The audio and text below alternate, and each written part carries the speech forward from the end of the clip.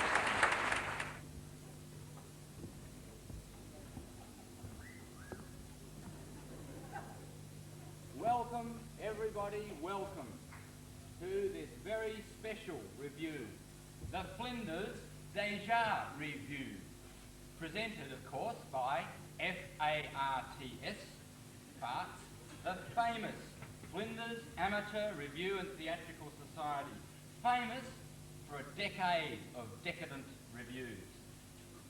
Now, I have pleasure in bringing from the past something to share with you, some of my own verse, as yet unpublished. In the back of Donga country, there's a tale the old folks tell about a man whose name is famous in the town of Mulga Dell. And if you like, I'll tell you a bit about this little town. It's a dry and dusty place to be until the rains come down. In 1927, when it hadn't rained for weeks, there was bull dust in the billabongs and dead sheep in the creeks, until the day our hero came to help the people out. The day MacArthur farted and saved the town from drought. Now, Mulgadell was hard and dry as a 3-week stale old crust. The sheep were drinking whiskey and their piss had turned to dust. They had a dam up in the hills, a mile outside of town, that should have filled the water tanks, but not a drop came down. So they sent a deputation up to see what could be wrong, and found they had a problem they hadn't reckoned on. Old Bird's dead horse was blocking up the channel from the dam. You'd reckon they could shift it, but the bloody thing was jammed. 50 blokes with crowbars bashed it 50 days and nights, but they couldn't shift the bastard. It was stuck there good and tight. They blasted it with dynamite, but couldn't get it loose. And even Murphy's bullock team just wasn't any use. They had a stack of water, but they couldn't get it out, till the day MacArthur farted and saved the town from drought. There's only one last hope for us, said Clancy's brother Blue.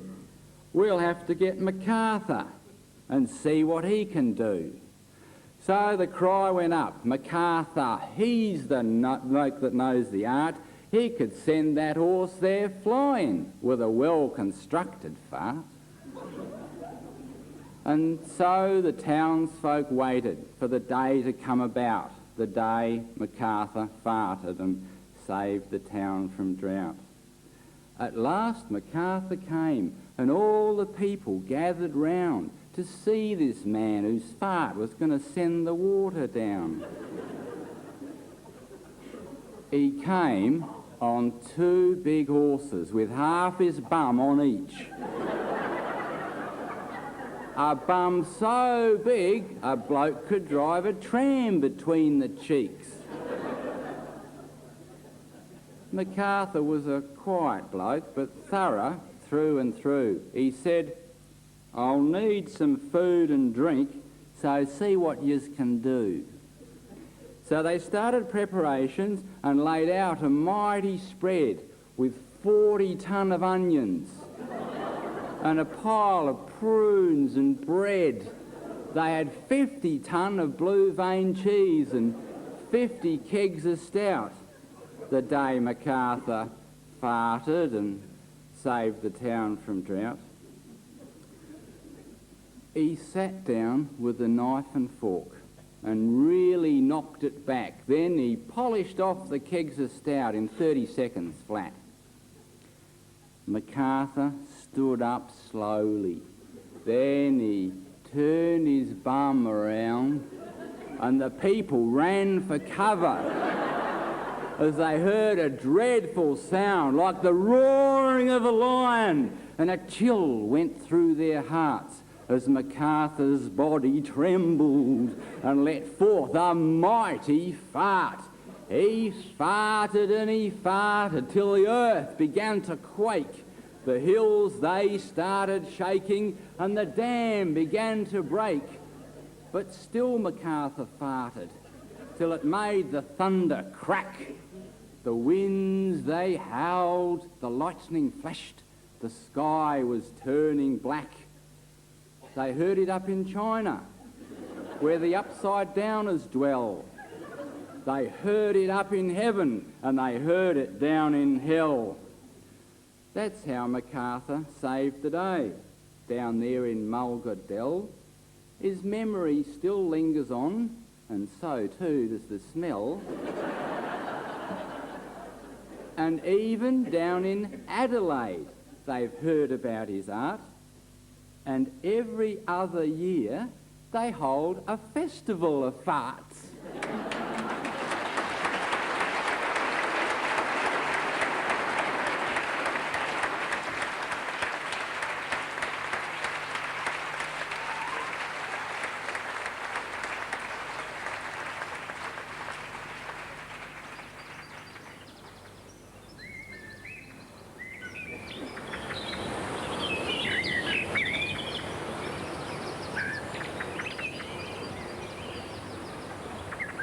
G'day. Clever a chair. Guano, you. My name's Martin. Let's shake hands. I'm Bert. Where you from? Eaglemont. And you? Doveton. Nice feather we're having. You're not a liar, Bert. So much for the pheasantries. Fantail? Don't mind if I dodo.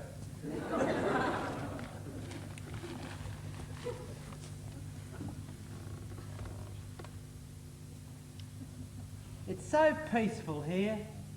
It reminds me of that poem, Ode to a Nightingale by Keats. Yeah, Perry Keats? No, I think Laurie Keats. Doesn't matter, he was a bit queer anyway. Well, I'm not. I'm married. You? Yeah.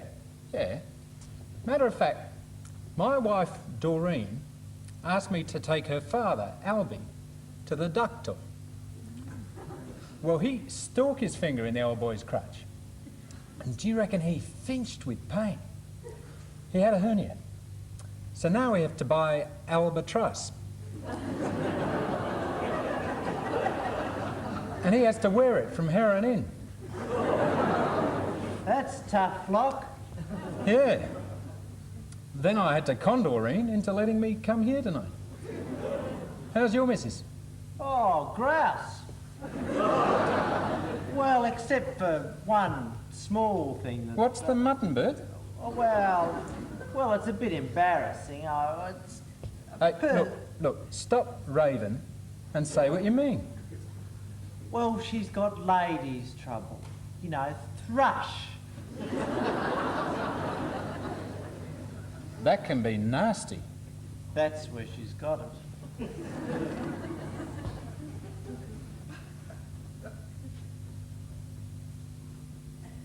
Kiwi! Look at that bird, Bert.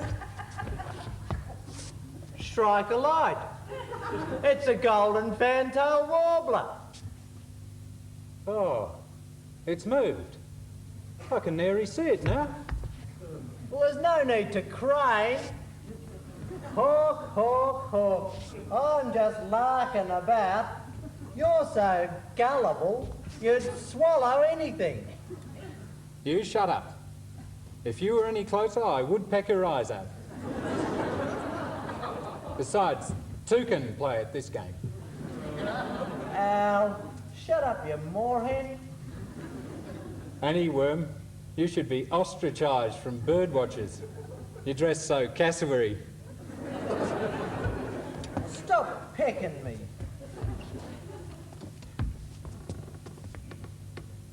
Do you like music? Oh, yes. In fact, as soon as a melody begins to play, I start humming Bert. Oh, I like violin music myself. You know, no one can play the violin like Stefan Grapelican. no one can even emulate him. Well, I prefer light orchestral music myself. Doesn't it revolt you? I would chuck. Don't be vulgar. I like it. What obscure taste.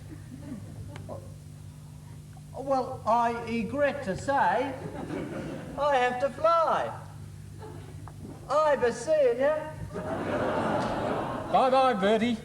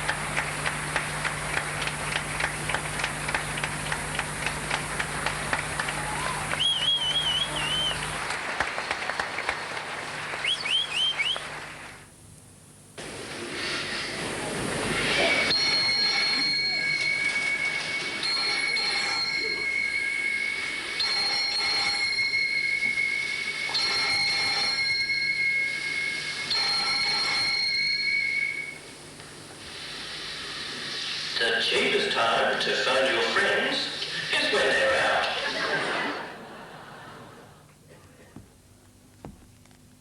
Hello.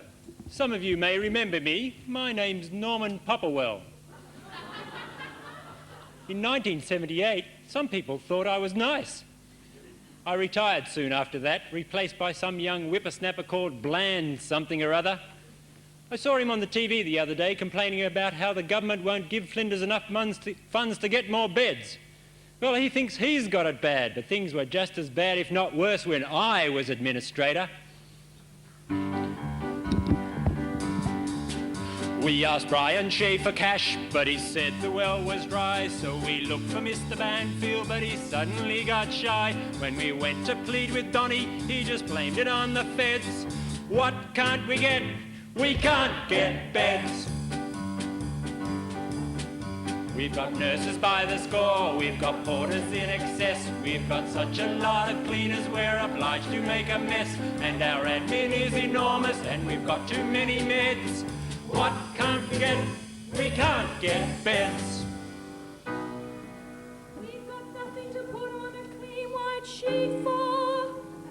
What we want is what they're waiting in the street for. There is nothing like a bed, nothing in this world.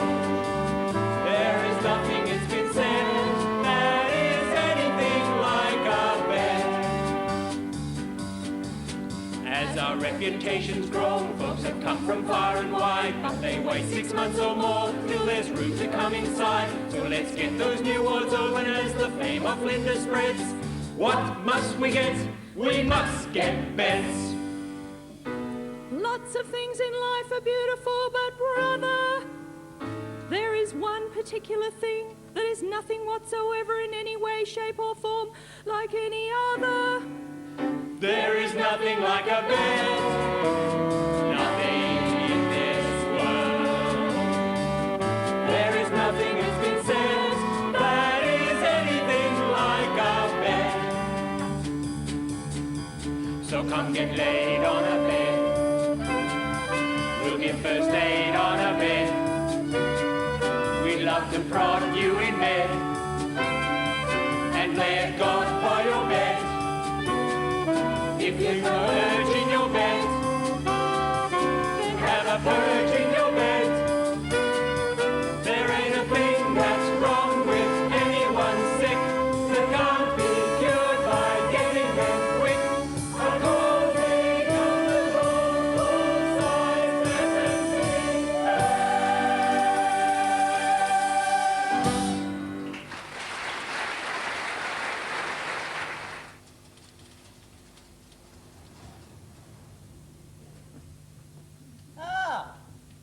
G'day, gardeners.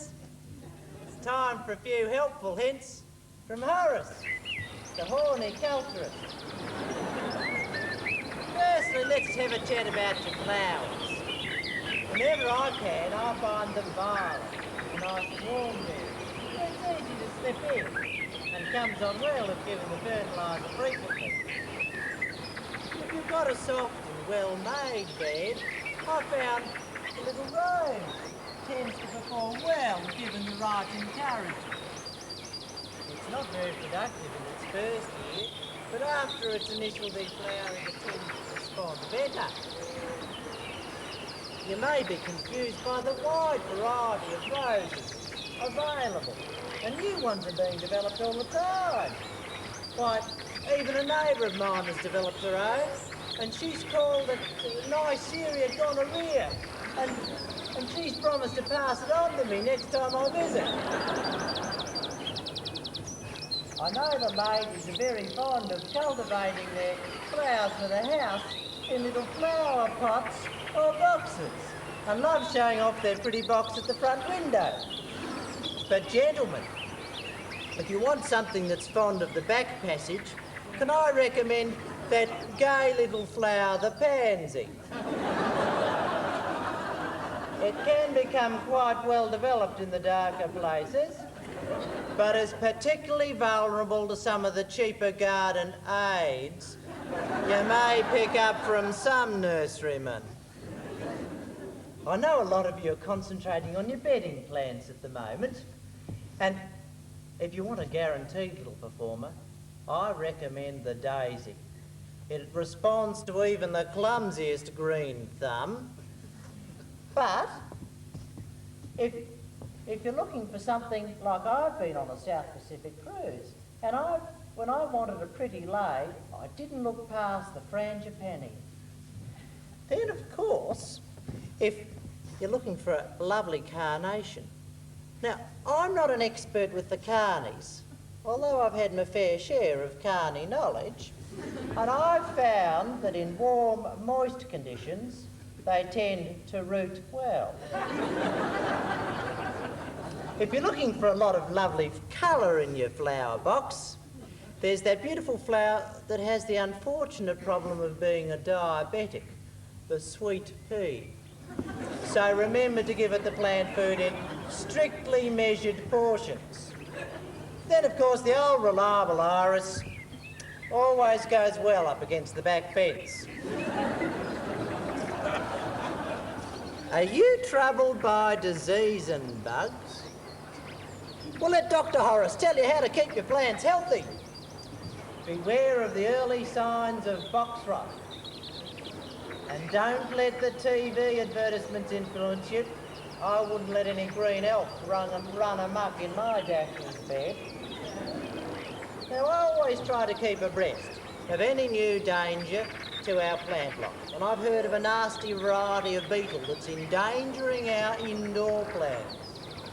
He's reported to be particularly vicious and eats roots, shoots and leaves, so hit him with your strongest sprays before he crosses your threshold and spoils your maidenhair. You try and stimulate your plants. Well, I've tried a wide variety of plant food, and I found the best by far is the ancient fish emulsion. Very good for the flower pots or boxes, as long as you don't mind your box smelling fishy. Now let's go on to some of your larger plant life, some of your trees and bushes. Are you troubled by wind? If you feel your bush is exposed, do as my wife does. She puts up a barrier. But a neatly trimmed bush can be very attractive. Although if you feel as if it isn't rooting well, lop its tips off and it's sure to respond better. You may ask, Horace, what about my veggies? Horace, what about your veggies? Oh, what about them indeed? Firstly, the carrot. An attractive and colourful character. It's very good for the eyesight too. An important factor considering the amount of blindness amongst today's maturing kiddies. Then there's the cauliflower. The old collie. It's not a real flower, is it? Now, it's not a favoured veg with the little ones, but I knock up a bit of white sauce and even the wife gobbles it down eagerly. Gardeners!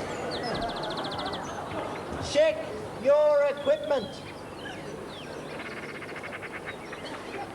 The correct choice of tool may be critical.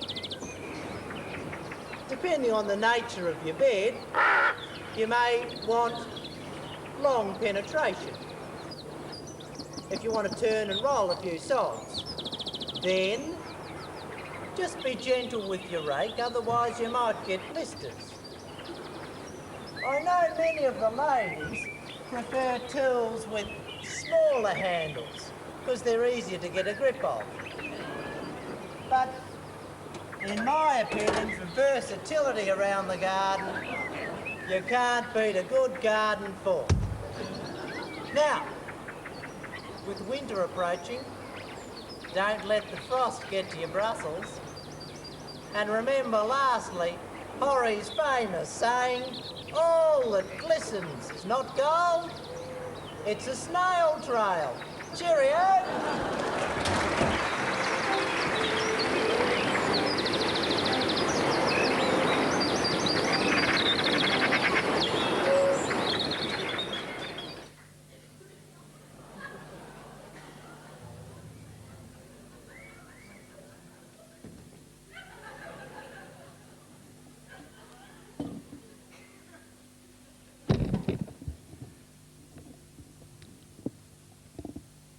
Hello, little girls and boys.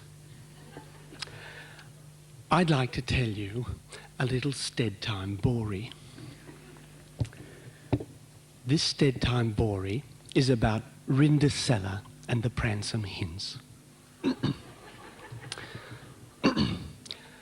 Tunce upon a whime, there was a beautiful little girl, and her name was Rindercella. Now, poor Rindercella, her dather had fied. So she lived with her stickered wet mother and her two sugly isters, and they all lived in a kittle old lottage in the fiddle of the Morrist. Poor Rindercella, those wasty nimmen, they have her gel. They were mealy reen. They made her do all the household whores. She had to flub the scraws, dosh the wishes, fleep the swore, fetch weller from the wart, guard the weedin, and even deed the fucks.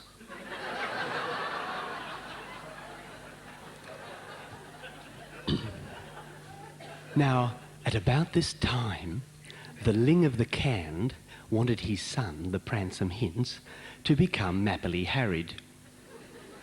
So, he thought he'd hold a band Grancy Fall, and he'd invite all the landies of the Lade so that the Pransome Hinds could woos a chife. Everyone was so sex-cited, all except poor Rindercella. Her two sad blisters and the stickered wet mother all had drancy fesses to wear to the Bancy Fall. But poor old Rindercella, all she had was her ruddy old dags. So the stickered wet mother and the two sugly isters went to the Bancy Fall, and poor Rindercella was left at home. She was pisser-dointed.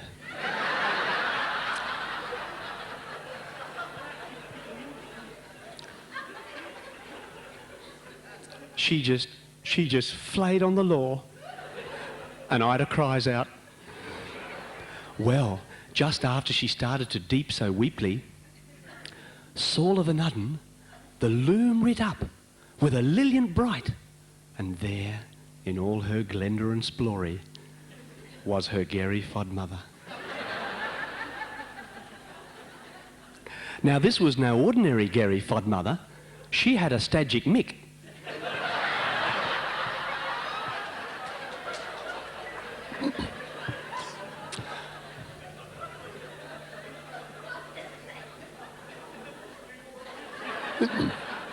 Now, the Gary Fodmother asked Rindercella why she was eyeing her cries out, and Rindercella said, Gary Fodmother, the Ling of the Can is holding a Bancy Fall so that his son, the Pransome Hinds, can woos the child, and I can't go because I've only got these ratty old dags.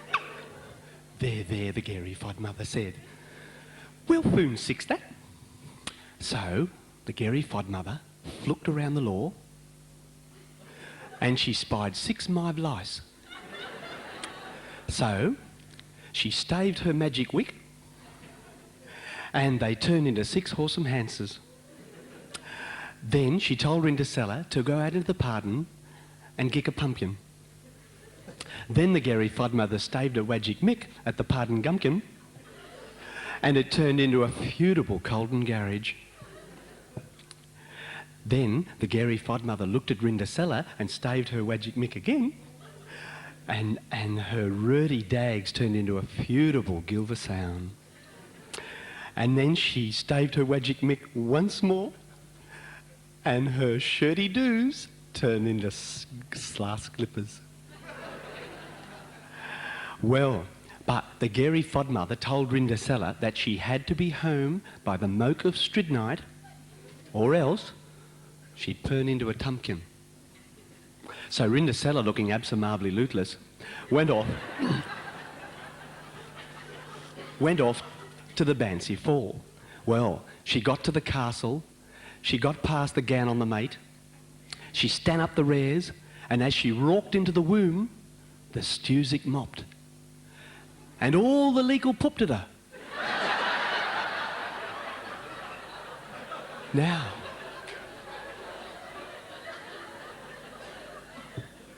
Now, Rindercella, she was a guy little shirl. She didn't like all the legal pooping at her. Even the two sad blisters didn't Cinderise reconcile her. But then, she ought the kai of the pransome hints, and her flat went a hutter, and she lell in fav. And the pransome hints, his fart halted, and he lell in fav too.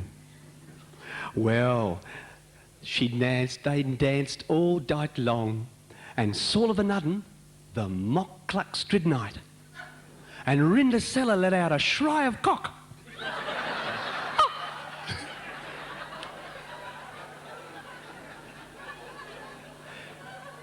She dung open the floors, stand down the rares, and as she gan past the round on the mate, she slopped a dripper.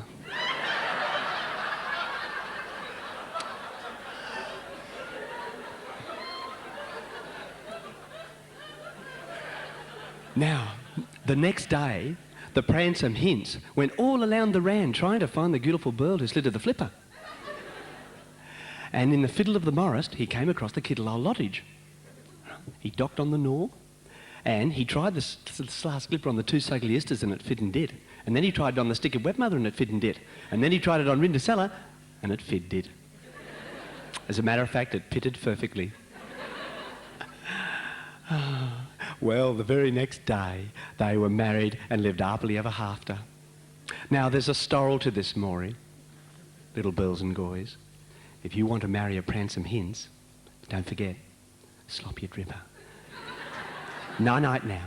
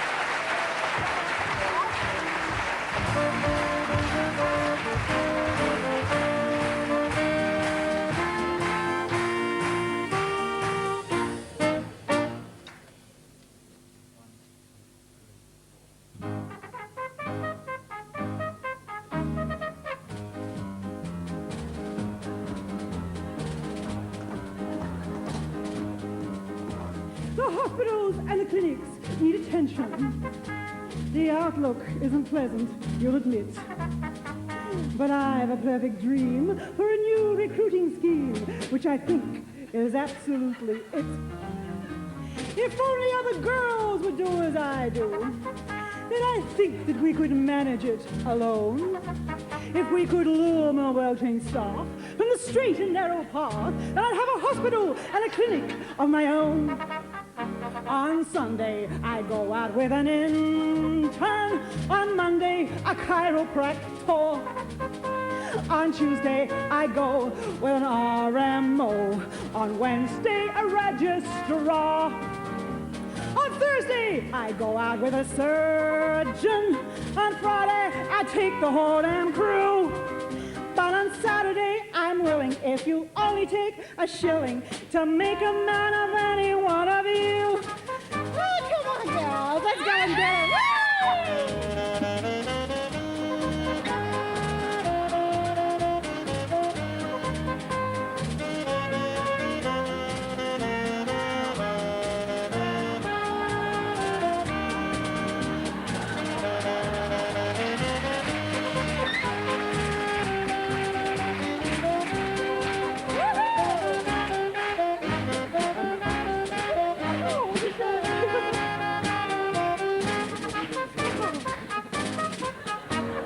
Sunday, I go out with an intern.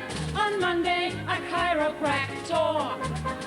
On Tuesday, I go with an RMO. On Wednesday, a registrar. On Thursday, I go out with a surgeon. On Friday, I'll take the whole damn crew. But on Saturday, I'm willing, if you'll only take a shilling, to make a man of any one of you. Thank you, honey.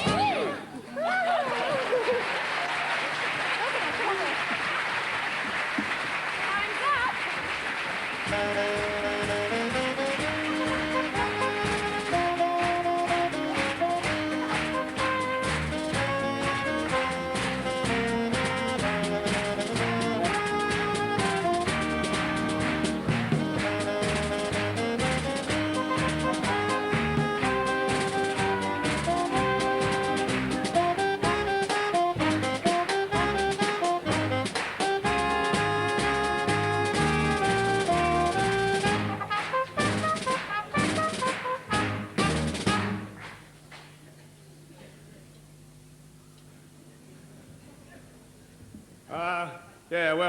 G'day.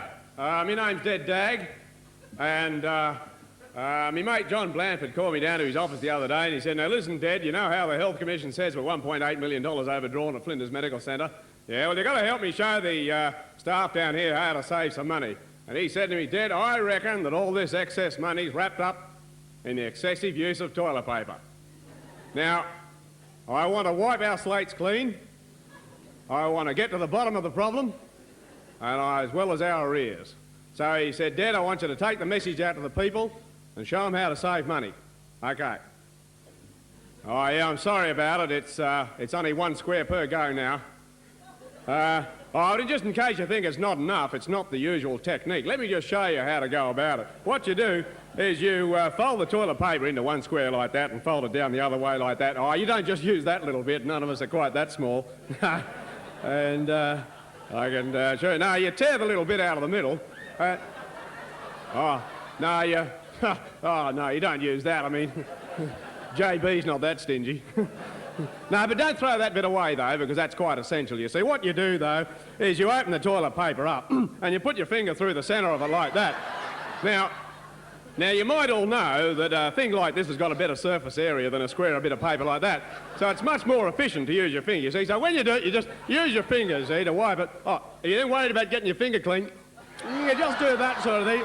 And then, you dry your finger with a toilet paper like that. And you see the little bit there? That's bloody important. That gets rid of the crap under this fingernail here, you see. And so try and save some money. I'll get out of your way.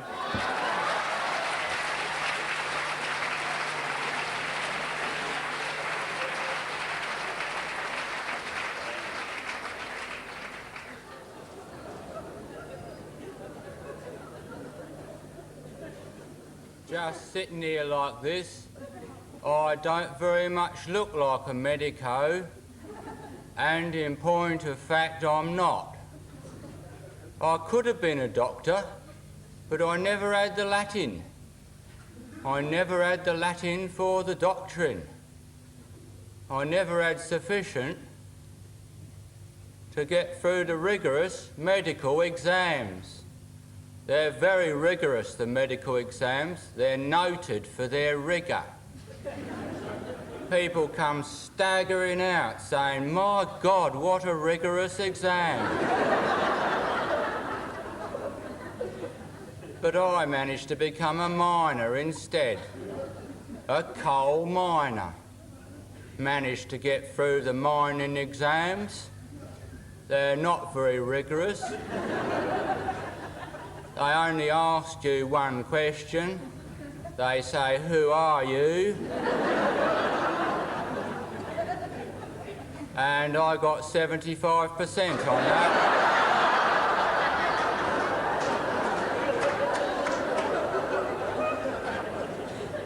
Made to feel persona grata, to coin a phrase.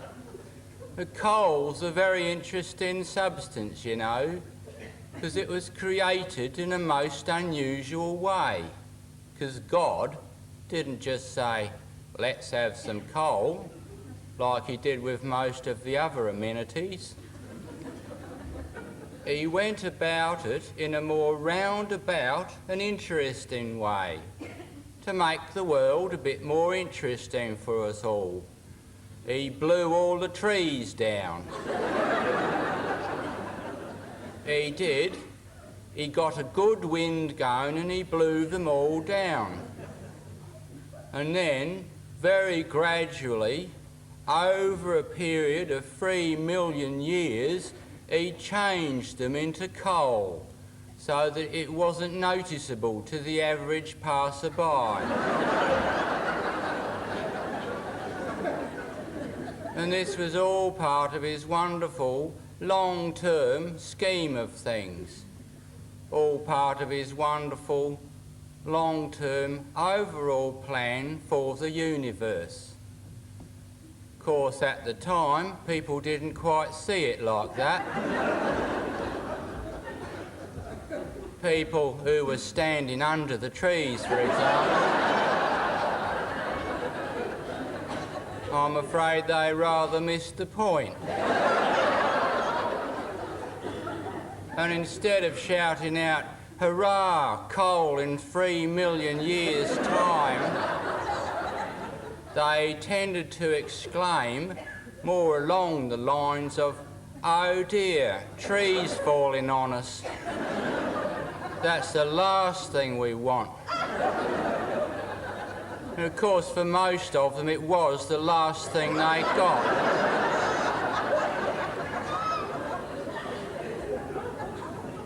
Their prayers were answered in a roundabout way, because if you ask, you're always given it. But it is an interesting substance, coal, and it's a wonderful substance to work with. I've written a book about my experiences down the mine, written a book based on the experiences I've had down the mine. It's called My Experiences Down the Mine. It's a wonderful story. It's a story of a man who goes down the mine and he sees a lump of coal quite near him. "Aha," he says, "the very thing I've been looking for." And he bends down and picks it up. And he lifts it up to about his stomach level, and then he shoves it away into a trolley. And the trolley wheels away down a long, dark tunnel, and he never sees it again. That's the story. It's very short, but it is extremely boring. I took it along to a publisher and he agreed with me. He said this story is extremely boring.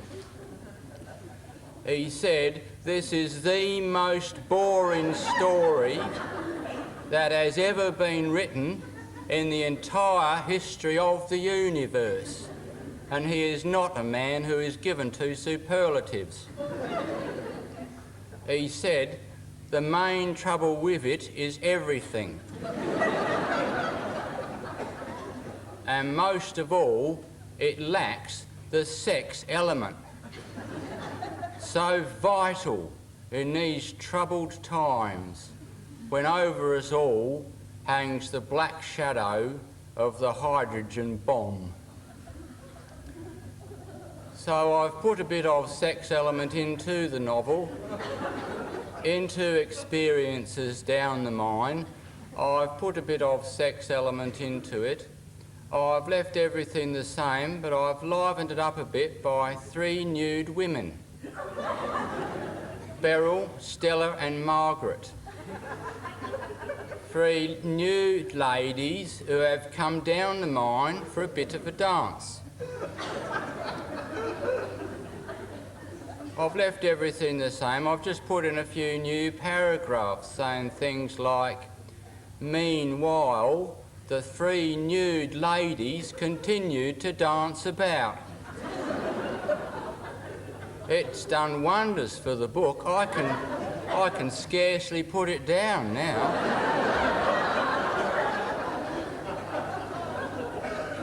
It's a wonderful story. Of course, that's the wonderful thing about being an author. You can put in as many nude women as you like. My next book is called A Million Nude Women. It's a mining story. It's a story of a million nude women who are wandering about the desert looking for somewhere to sit down.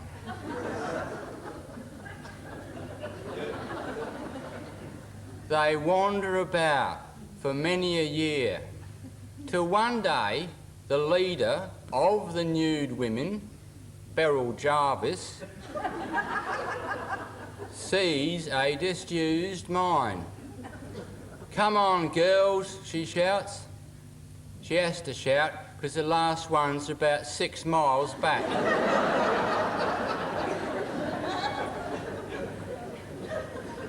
"Come on, girls, here's a disused mine at last. Let's all rush down it and dance about." So all the nude ladies rush down the mine after Beryl Jarvis and begin to dance about. It's a scene unparalleled in mining history.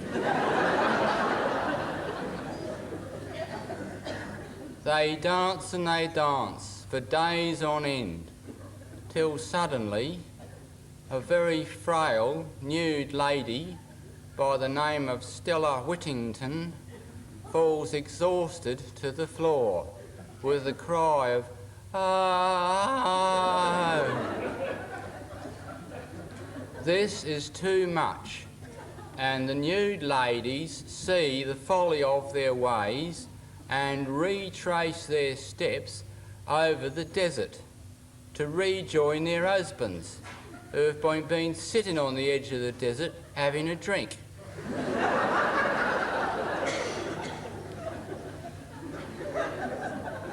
It's a wonderful story. It'd make a wonderful film. Did you notice just then, for no apparent reason, very suddenly I went, "Ah!" It's an impediment I got from being down the mine. Because one day I was walking along in the dark, I saw the body of a dead pit pony. Oh, I was surprised. And ever since then I've been going, unexpectedly. And that's another reason why I couldn't be a doctor. It destroys the dignity of the ward round, you see. A whooping doctor is not really very much welcome. But I wish I could have got into medical circles Because the trouble with being a miner, as soon as you're too old and tired and ill and sick and stupid to do your job properly, you have to go. Well, the very opposite applies with the doctor.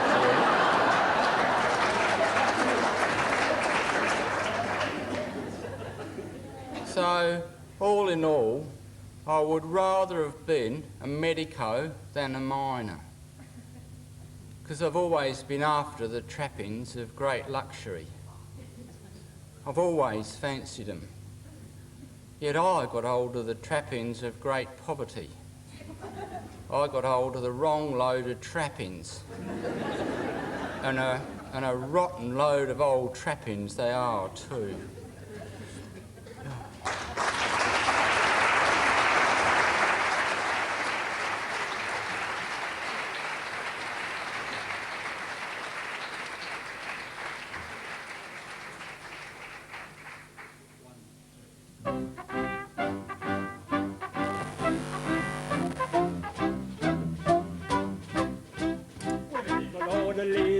Yet wary, we ran the desks with every care. To risk our precious lives we're chary. When danger looms we're never there. But when we meet a helpless patient or visitors that do no harm, we stuff them up, we stuff them up, we stuff them up, we stuff them up, we show them where the Voldemorts. Stuff them up, we stuff them up, we stuff them up, we stuff them up, we show them where the Voldemorts.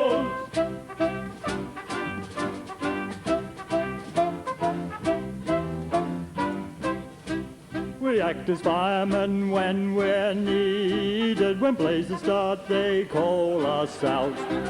And when the flames, they start a-licking, we drop our cards and run about.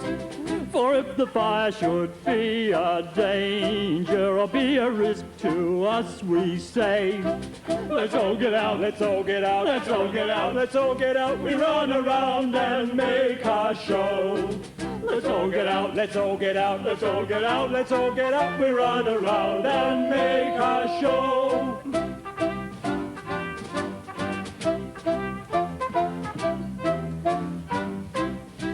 When bikies want to make a riot and punch each other's heads at night, we're quite obliged to keep them quiet, provided that they make it right. But if they do not seem to see it or give to us a proper due, we run them out, we run them out, we run them out, we run them out, we show them where the Voldemorts.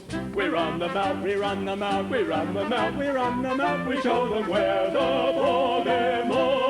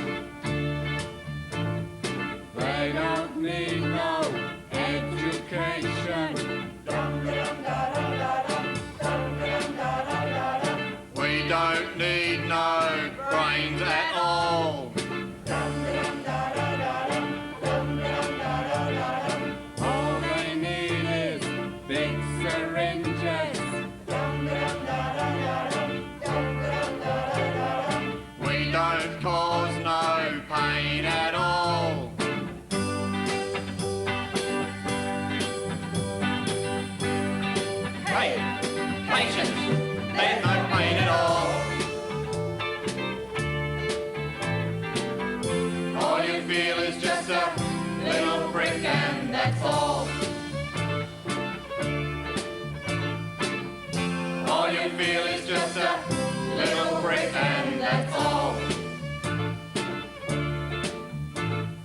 Standing round with hands in pockets.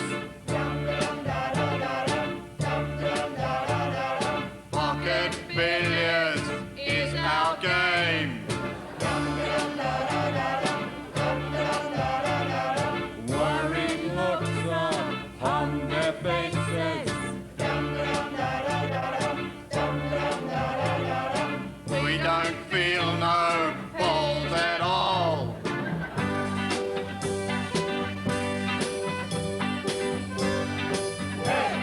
Jesus, there's no balls at all. All we feel is just a little prick and that's all. All we feel is just a little prick and that's all.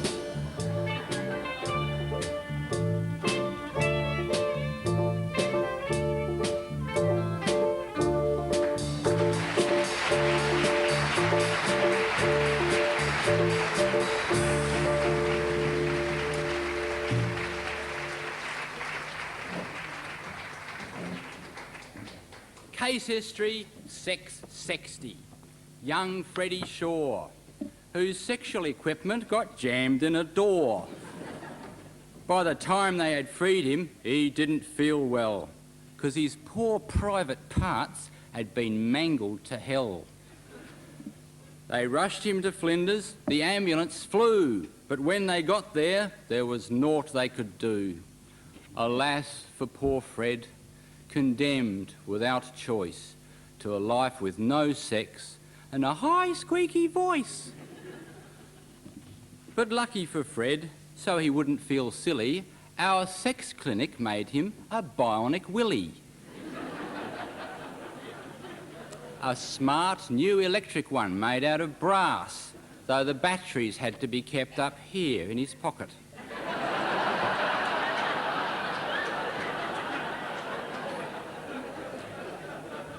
So, newly equipped and after a rest, Fred thought that he'd put his new tool to the test. And finding a woman, the nearest one handy, he asked, "Excuse me, but are you feeling randy?" The girl, without waiting, went straight for Fred's flies. When she found what was there, she cried out with surprise, "A bionic penis! Wow, let's have some fun. It's so big and hard it feels just like a gun." She whipped off her knickers and Fred moved in fast. Then he turned up the speed knob and gave it full blast. Well, the pace hotted up, but they started to choke as the air in the room became filled with blue smoke. With a loud bang, Fred's left ball shot up in the air and his right one went bonkety-bonk down the stair. His bionic penis exploded in flames and the girl shouted, "Fred, that's enough of your games." Together they went back and found the sex clinic and spoke to the doctor, a natural-born cynic. "Fred, look what you've done to this thing I invented. The penis is pranged and its balls are all dented. The thread has been stripped and the shaft is so bent that now when you're meant to be coming, you're went. I really don't know how you're going to screw, but leave it with me, I'll see what I can do."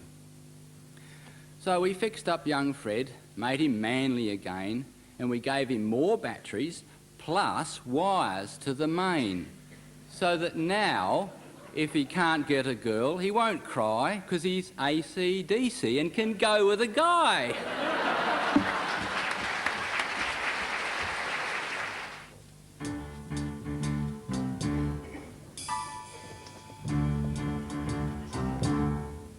The minute I walked in the ward, I could tell you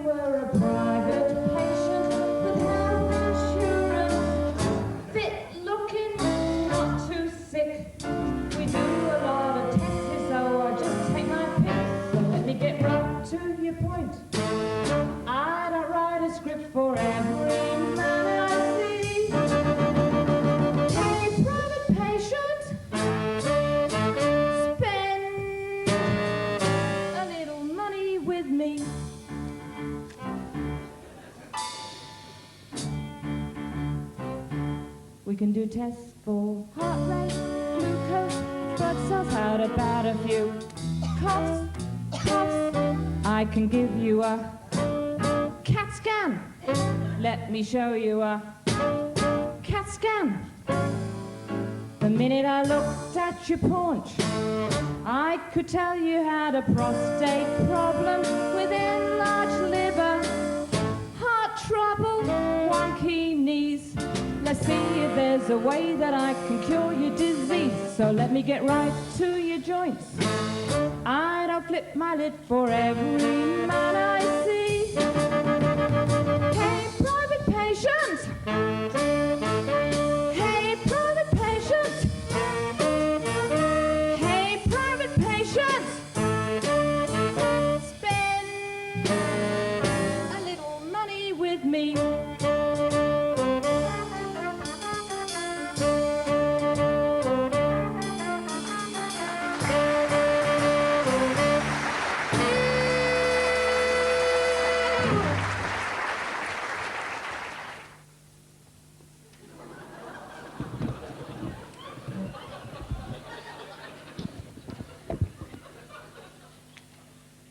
Oh, hi, Mum.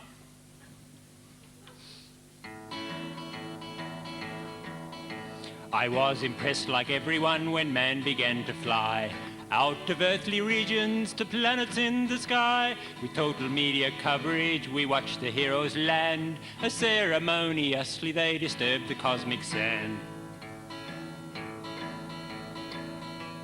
In awe with admiration, we listened to the talk.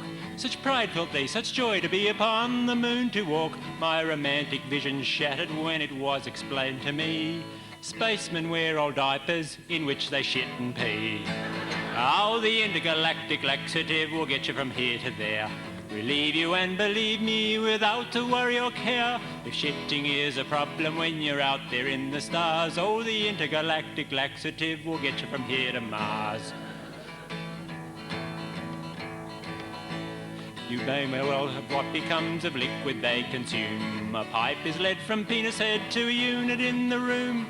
The water is recirculated, filtered for reuse. In case of anti-gravity, pee gets on the loose. Oh, the intergalactic laxative will get you from here to there.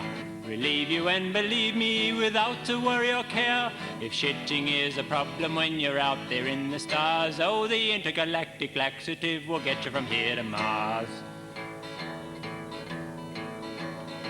They don't partake like you and I of beefy burger mush. Their food is specially prepared to dissolve into slush, absorbed by multi-fibers in the super diaper suit. Otherwise the slush would trickle down into the boot. Oh, the intergalactic laxative will get you from here to there. Relieve you and believe me without a worry or care. If shitting is a problem when you're out there in the stars, oh, the intergalactic laxative will get you from here to Mars. Wherever man has wandered on the quest for frontiers new, I'm glad he's always had to do the number 1 and 2. It makes it all so ordinary, just like you and me, to know the greatest heroes, they had to shit and pee. Oh, the intergalactic laxative will get you from here to there. For cosmic constipation, there's none that can compare. If shitting is a problem when you're out there in the stars, oh, the intergalactic laxative, the intergalactic laxative, the intergalactic laxative will get you from here to Mars.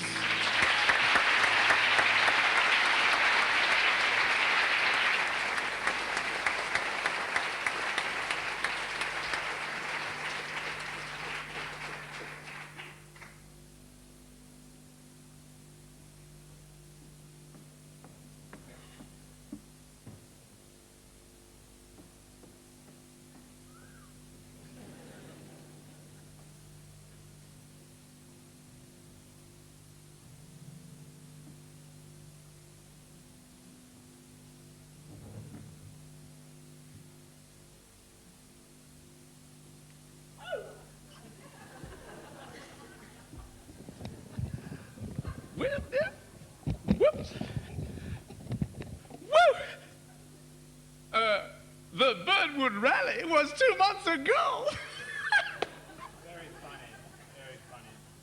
No, but this is my spot. What are you doing here? Mr. Nugget, my name is Tweedley. Tweedley? Flinders Medical Centre Volunteer Censorship Committee. And we feel there are a lot of errors creeping into the review each year. And our committee, in the interests of several departments, has decided to censor the review material. You say you are from the Volunteer Censorship Committee? That's exactly what I said. But what is the purpose of you being here? I must okay all material used in front of staff, and I feel the best method is to sit back here and interrupt when I feel it's necessary. You mean to say you was going to stop me whenever I'm doing something wrong? Exactly. Huh? I'll just sit back here and sound my little horn, and then you stop, and I'll tell you what's wrong. Oh, I can tell it's just going to be one of those days. You just go right ahead, Mr. Nugget. Don't mind me. Right. Well, I'd like to sing an old... You forgot to say thank you, Mr. Nugget. Politeness is essential in all acts in front of staff. Administration has said we must be polite at all times. That's a darling little horn you got there, Tweedley. All right. Thank you, Mr. Tweedley. You're welcome. Mr. Seidel, music, if you please. Very polite. Old Man River, that old... All right, Tweedley. Politeness I agree with. But what is wrong with Old Man River? The word old has a connotation the geriatrics department find distasteful. I would suggest that you use the alternative. I suppose you insist? Yes, I insist. You may continue. Okay, music. Thank you. Please. Elderly Man River, that elderly man River, he must know something, but he don't say nothing.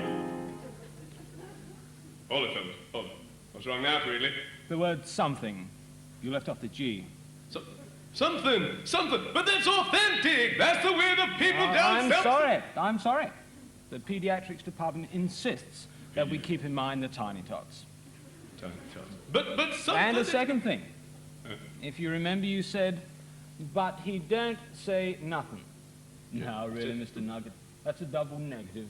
Do you mean to say he does say something? Well, I suppose... Yeah. I mean, after all, it should be grammatically correct, keeping in mind the tiny tots. What you probably meant to say was, he doesn't say anything. I suppose. Yes. Well, all right, you win, Tweedley. Thank you. Thank you, Tweedley. So, music, Mr. Son. Elderly Man River, that elderly Man River, he must know something, but he doesn't say anything. He just keep rolling. He just keep rolling along.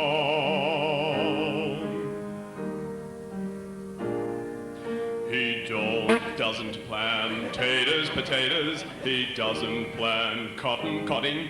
And them, those that plant them are soon forgotten. But elderly Man River, that elderly Man River, he just keep rolling along. Excellent. Thank you. You and me,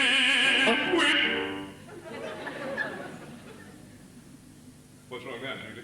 The tiny tots again. The tiny tots. I thought it would be the tiny tots, yes. Thank you, Tweedley. Mr. Seidel, please. You and I, we sweat, perspire and strain. Bodies all in and wrapped with pain. We got by that one, fellas. Oh, that hard lip, that veil, you get a little...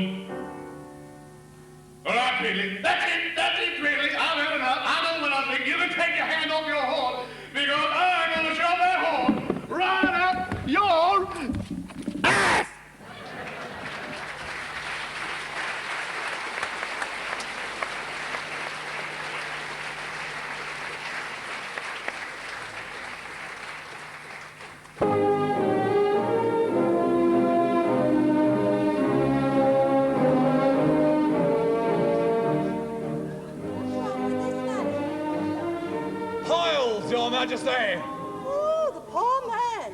How painful for him. But so I'm told, we royals don't get piles, of course. And tell me, what's the treatment? Dettol and a wire brush. Mop! Oh, my goodness. And tell me, my man, what's your ambition in life? To get better and serve my country and you, Your Majesty. Oh, what a brave man. Captain, a medal, please.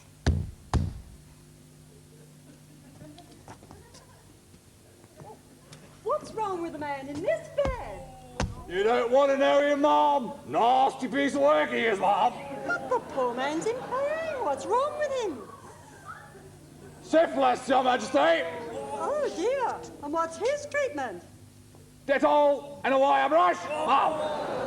And what's your ambition in life, soldier? To get better, to serve my country and you, Your Majesty. Oh, how loyal. Captain, a medal.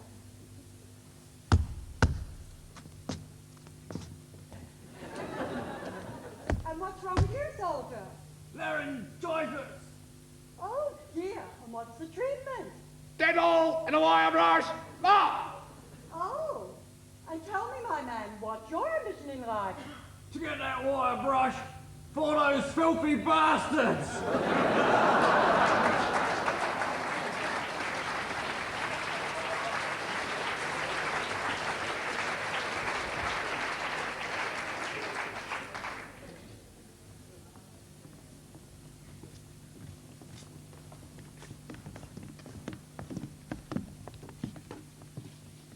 The consultant is able to leap tall buildings in a single bound, is more powerful than a locomotive, faster than a speeding bullet, walks on water, and gives policy to God.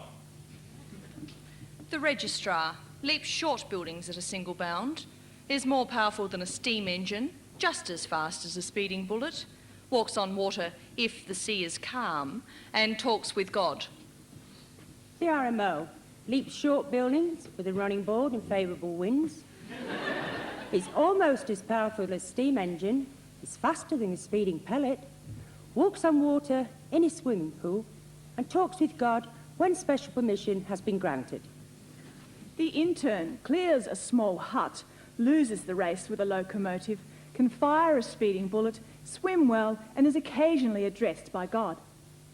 The medical student runs into small buildings, recognises locomotives 2 out of 3 times, frequently wets him or herself with a water pistol, dog paddles and mumbles to animals. The matron lifts buildings to walk under them, kicks locomotives off the track, catches speeding bullets in her teeth, and freezes water with a single glance. She is God.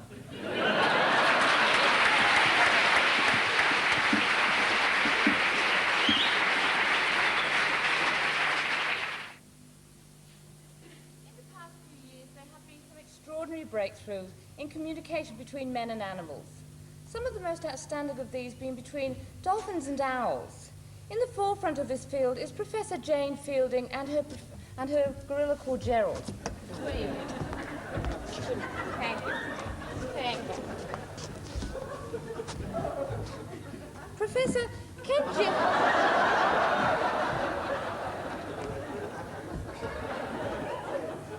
can Gerald speak as we would understand it? Oh, yes, he can speak a few actual words. Of course, it was very difficult getting him even to this point. When I first captured Gerald in the Congo in 68, I think it was. 1969.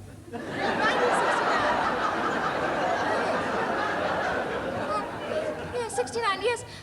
We had a lot of work on a one-to-one basis. Enormously slow and difficult. Terribly hard, really, to...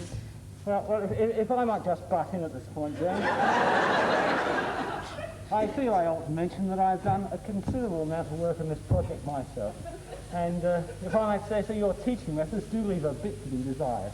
And your diction, for instance, well, it's not really what I would call...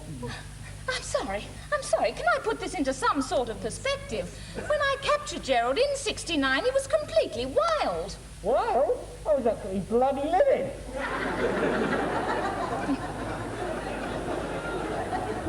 And clearly all that's changed now. Gerald, you're actually living in the Professor's own house. Yes, he's living with me now, yes. So, not in the biblical sense, you understand? Yes. Yes, I was going to ask you. Actually, Gerald, do you have a mate? Yes, I've got lots of mates. Let's see, there's Professor, her son Toby, there's Raymond next door, and... No, I was actually going to... I meant... Oh, I see what you mean. Crumpet! Yes. Crumpet! You didn't tell me you were friendly with Raymond. I tell you everything. Well, for about 9 years, we began to work... About the Irish, not being all that clever. Well, back home we have the same sort of jokes about orangutans. I've heard that one. Idle that stands for being bright. Have you heard the one about the orangutan who ate a pomegranate with a banana? Yes. well, it loses in the translation. It's very, very funny. Have you been seeing him very often?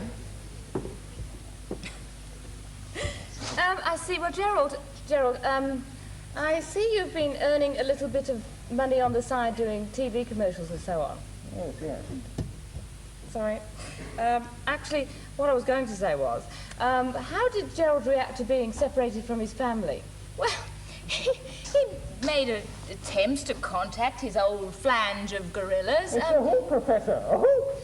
It's a flange of baboons. He sent them the occasional letter, but I could not see the point, really. They either ate them or wiped their bottoms on them. Look, I know you never got on well with my mother. Well, she didn't exactly like me, did she? She got on perfectly well with David Attenborough. David Attenborough. All I hear is David bloody Attenborough. Let me explain further. Oh, shut up and have a banana, Gerald. Gerald, I see you've been earning some money on the side, doing some TV commercials and so on. What do you do with the money? Well, I suppose you'd expect me to say I spend most of my money on peanuts, bananas, and carpet cleaner. No, I didn't think you did. Well, actually, I do spend 95% of it on these items, but the rest of it goes on little luxuries. I'm very keen on Johnny Mathis, you know. Oh, you're not kidding, are you? When a child is born, blaring out till all hours while I'm downstairs trying to do some work. Look, the production of that album is amazing. It's my serious scientific study, and you're behaving like an absolute child. Look, I went to evening class. Oh, shut up about your bloody evening classes, Gerald. Aristotle once said, you go, you know, goody. You arrogant little bastard. Do you think it's been easy for me? For you, I spend half my life in quarantine. Trampling round the garden eating the daffodils. I do not eat the daffodils. Well, somebody does, doesn't he? Just leave it there. Thank you, Gerald.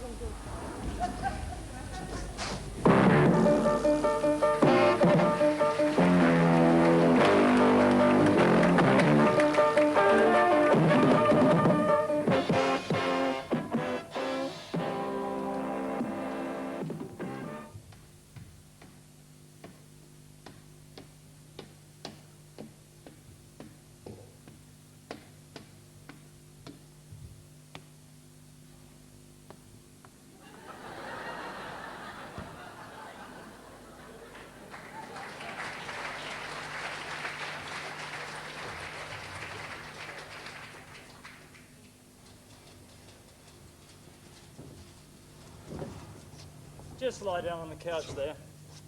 Comfy? Yeah. Mind your feet on the vinyl there. Sorry. I'd like to ask you a quick word association exercise. All right. You ready? Glass. Beer. Beer? Bob Hawke. Bob Hawke? Bob Hawke. Mother-in-law. Bob Hawke. Hmm.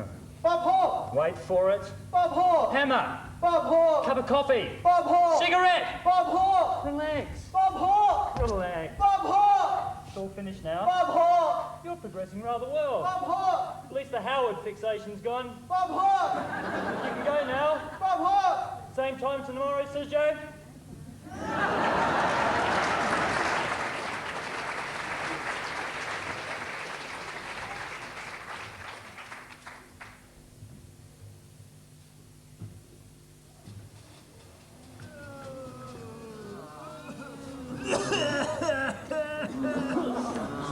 Shut up!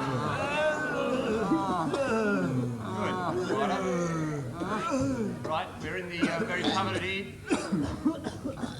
coveted position this evening, having a hospital bed to spare. Now, most of you have been at these gatherings before, so I don't have to explain very much. It's a very good bed, and as you all know, I must award it to the most admitting case. Okay, now we all know the system. I'd like someone, please, to start the bidding. We'll have a bit of measles. Thank you very much for the matter with the spots. Measles, measles, at measles, at measles, at influenza. You call that a bid? Influenza's nothing more than a long lie-in, bit of a reason for a sickie. Right, measles, at measles, at measles, at measles. Any advance on the measles? Pneumonia, thank you very much, sir. Pneumonia, at pneumonia, at pneumonia, at pneumonia, at pneumonia, at double pneumonia. Thank you very much, sir. Double pneumonia, at double pneumonia, at double pneumonia, at double pneumonia, at double pneumonia. Is that a bid, sir? Bloody pathetic. Thank you very much. Rightio. At pneumonia, at pneumonia, at pneumonia. Beg pardon, sir? Is that amnesia that you're saying, sir? Oh, laryngitis. No, I'm sorry, sir. We're already up to a bit of double pneumonia. Laryngitis doesn't really count. Thank you very much in any case. Right, I have a bit of double pneumonia, and maybe double pneumonia and a duodenal ulcer. Yes, very good. We'll give the man double pneumonia and a duodenal ulcer. Does it hurt, sir? Yes, dreadfully so, double pneumonia and a duodenal ulcer it is. Okay, any advance on that? Any advance? Thank you very much, madam, in the wheelchair with the error guard. We have a bit of malaria. Hat malaria, hat malaria, hat malaria, hat... Oh, come on. Really? This is a decent room. I already have a reserve on this bed. Have a reserve of rabies. It's a very good room near the television room. Right, do we have any advance on malaria? At malaria, smallpox. Thank you very much. So we have a bit of smallpox. At smallpox, smallpox. Pleurisy? Did you say pleurisy? Are you serious? Pleurisy is merely a complication of smallpox. You're bidding against yourself there, sir. At smallpox, smallpox, smallpox. Thank you very much, sir, for the man in the wings, the dark man's skin. We have a bit of deep depression. Going to the man in the wings there, the dark-skinned man, going once, going twice. Gone! The man with deep depression has gone out the window. No, I'm sorry, we're going to have to start the bidding again.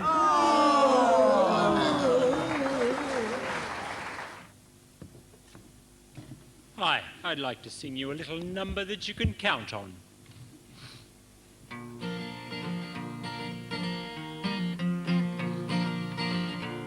When I was young, I learned to count from 1 to 100. I never thought that I could learn much more. But then I learned the alphabet from A to X, Y, Z, and found that there was so much more in store. My parents taught me number ones and then the number twos, but they stopped me watching TV, even Channel 7 News. 'Cause 621 311 is sometimes seen on Channel 7. 621 311 makes you feel like you're in heaven.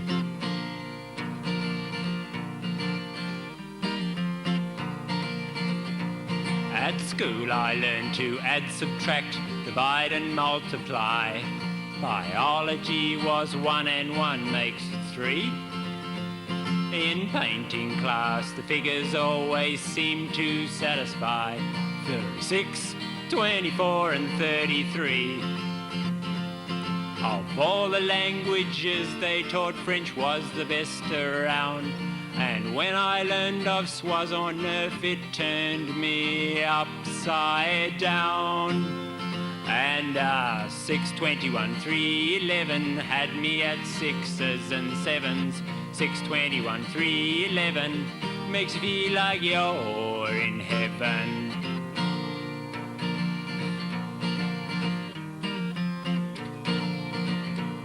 My first car was an MGB, my next an old FJ. I always wished I'd bought an XJS. Then I learned to smoke tobacco, but when I'd smoked a J, I thought I'd reached the height of happiness. But then I found that red and white made quite a pleasant change. Bin 34, bin 128, bin 389, and Grange. But 621, 311 was so much better than bin 7. 621, 311 makes you feel like you're in heaven.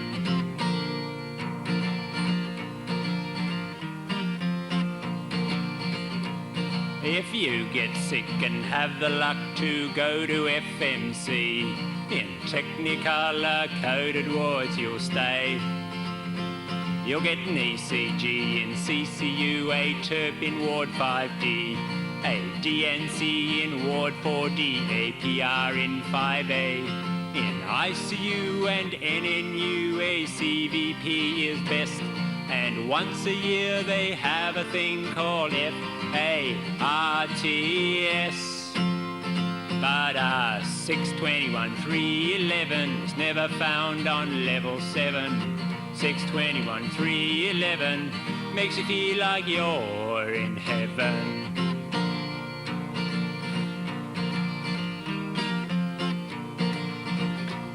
Now if you're having trouble with this song's peculiar chorus, I'll tell you now before you all forget. The numbers stand for things you find inside Roget's thesaurus, the letters of the English alphabet. For example, F is 6 and U is 21. C is 3, 11's K, and now you see why I get fun. From 621, 311, it makes me feel like I'm in heaven. 321, 14, 20, and I come for plenty of fun.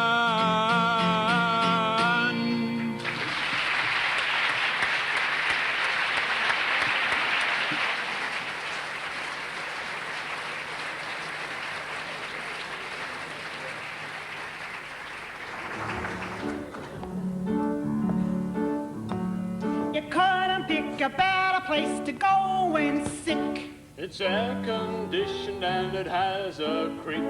They treat your diseases till you feel like new. From appendicitis to NSU. NSU, we're so good to you. Gonna give you blankets, intravenous feeding. Wondrous operations to help to stop you bleeding. All the modern comforts from womb to tomb. Plenty of drugs and plenty of room. Plenty of skin to swing a flap. Plenty of ways to remove your fat.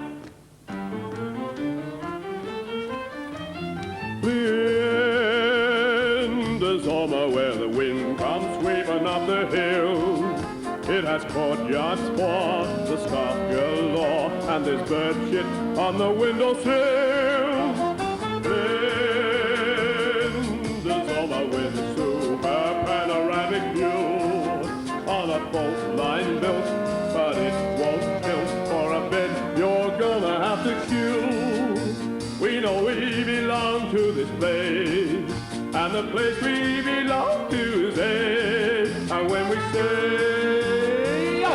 while lying on the couch, we're only saying you're doing fine. Flinders over, Flinders over, okay.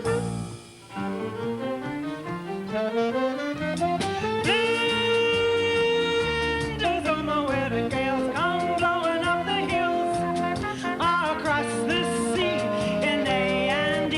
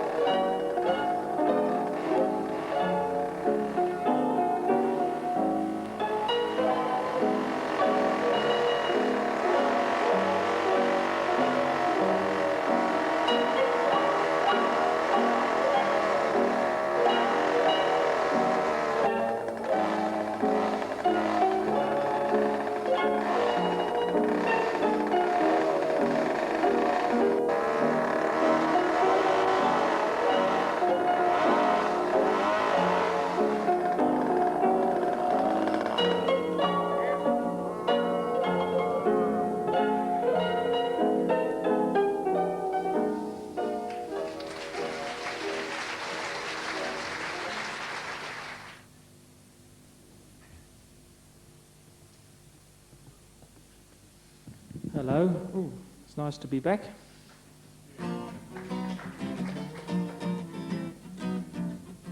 There was this snail, and it won a lot of money on the pools.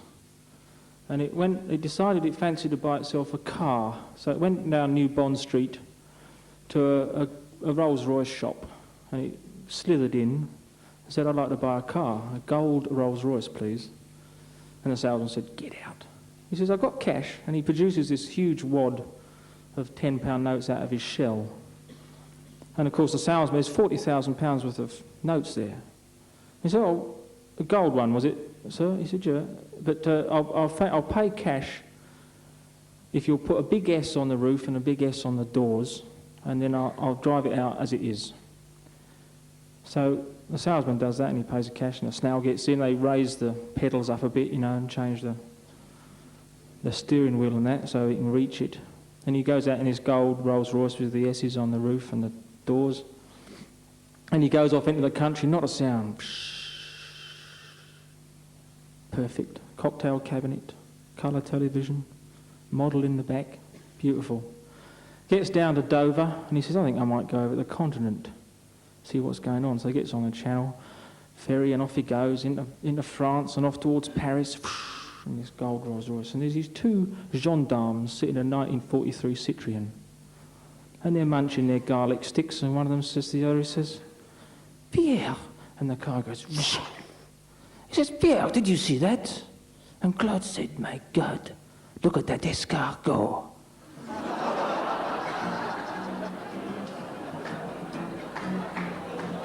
The French, you know, they're very stupid. There's a French woman and a little boy in the fields just south of Paris.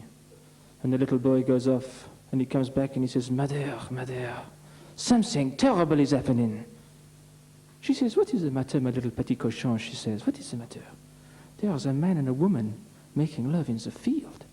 "What is wrong with that? We are French, it is summer, the weather is hot, we feel passionate." "No, no, mother, you do not understand. The woman, she is dead." So they rush off to the local gendarme. "Monsieur, monsieur," she says, "something terrible." "What is the matter, madame?" "There's a man and a woman making love in the..." "What is wrong with that? We are French, it is summer, the water is hot, we feel passionate." "But, monsieur, you do not understand. The woman, she is dead." "Sacre bleu." So they go off, and there's these little undulations in the grass. He says, "Excuse me, monsieur." He says, "You cannot do that here." He says, "Why not? I'm French, it is summer, the water is hot, I feel passionate." "But, monsieur, the woman, she is dead." "No, no, monsieur, she's not dead. She is English."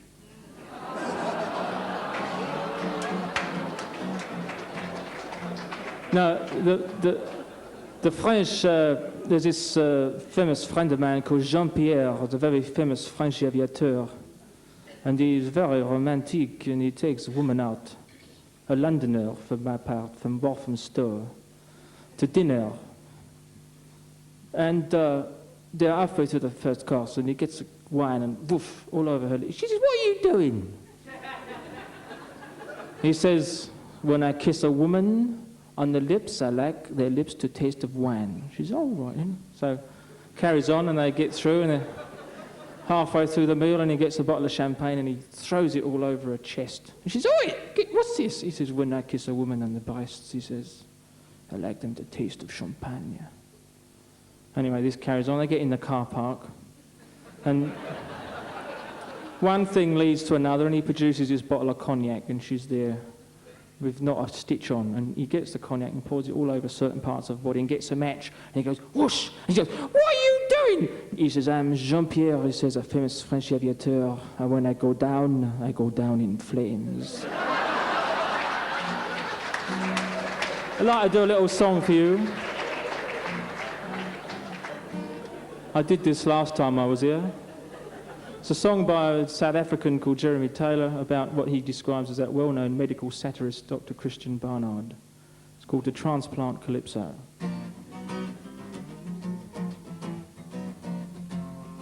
One day I was feeling ill. I went to the doctor to get some pills. He looked at me in despair, said, "My boy, you're sadly in need of repair. Now with this up-to-date surgery, we get our spare parts from the menagerie. So if you'll kindly sit down a while, I'll just telephone for a crocodile. And soon I had the heart of an ape, the liver of a chicken, the blood of an ox through a tube which they stick into my spleen, which I bought from a cow. I was human once, but I'm not sure now.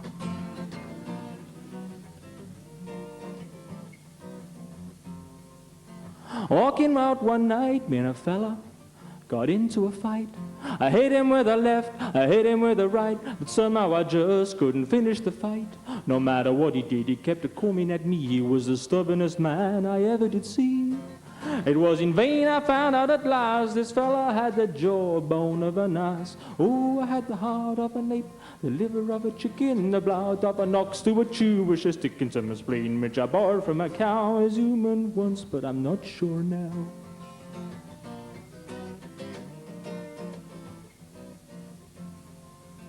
Walking down the street, me girlfriend I happened to meet.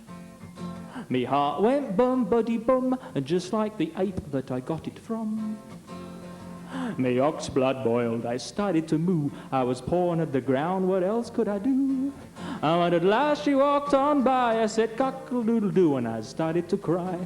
Ooh, I had the heart of an ape, the liver of a chicken, the blood of an ox to a tube which is sticking to my spleen, which I borrowed from a cow. I was human once, but I'm not sure now.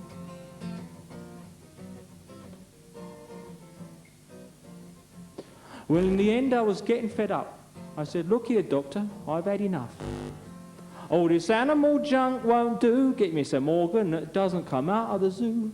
He said, well, now, how about this for size? And I tell you, I could hardly believe me eyes. I looked at this thing with amazing suspicion.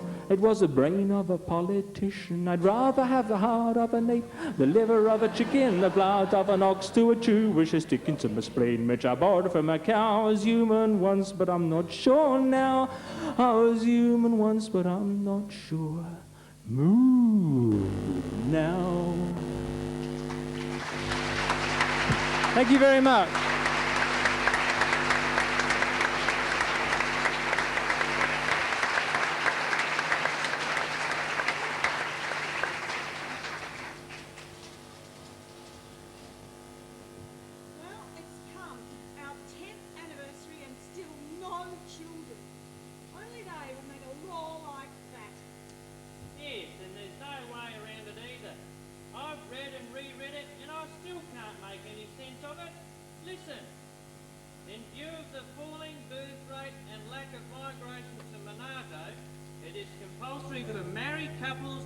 At least one child within 10 years of their marriage.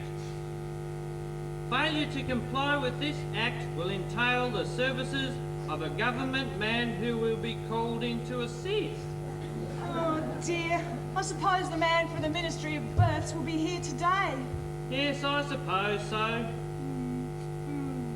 Well, I better be off to work. Okay, dear. Bye-bye. Bye. See ya. See ya.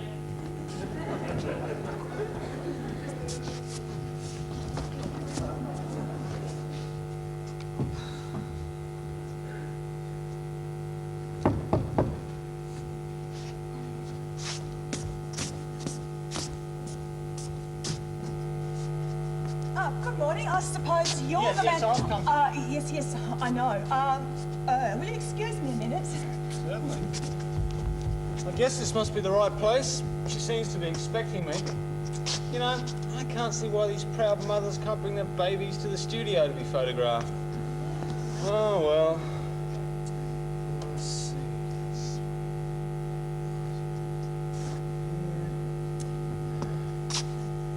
Won't you sit down, Mr. Bennett's the name. I suppose your husband's a group...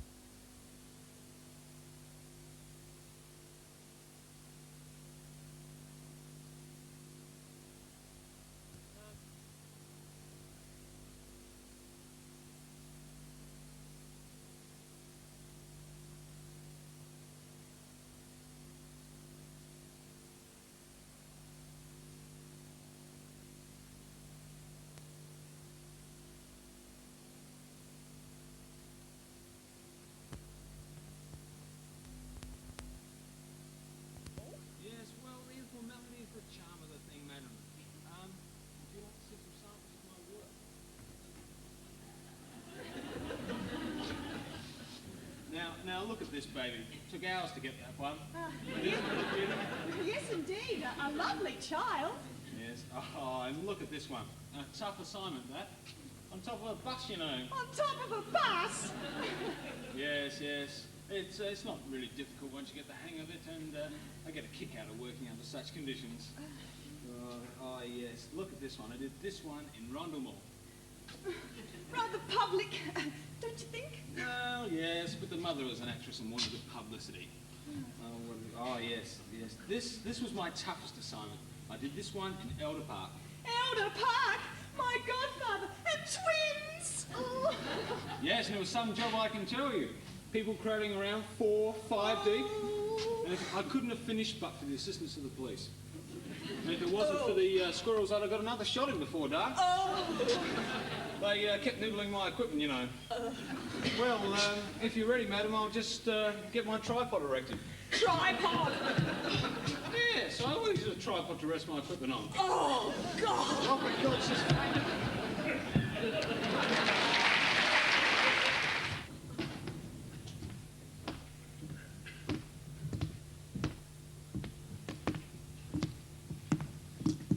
Would you like a screwdriver? Well, we might as well, because I'm not going to get this bloody thing started.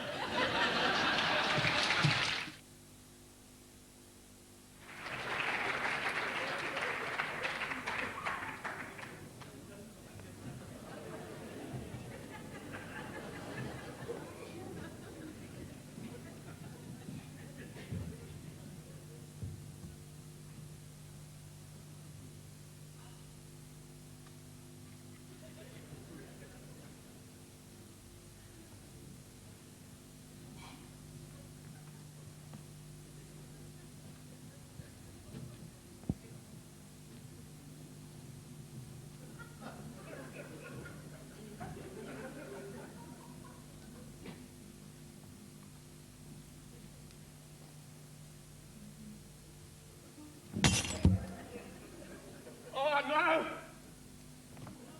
Oh, no! Oh, please, God, let it be blood.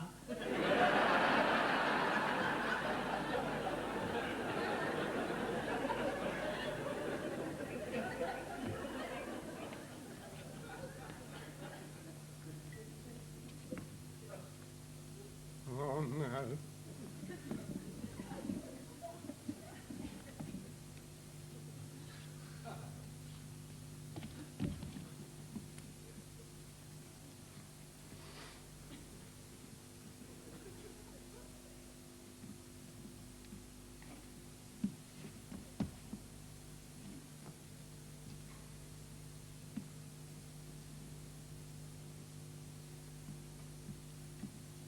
Hello, darling.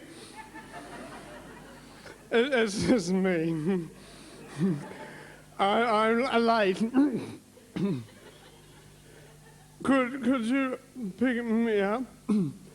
Where am I? I'm in telephone box. What street? Wait there.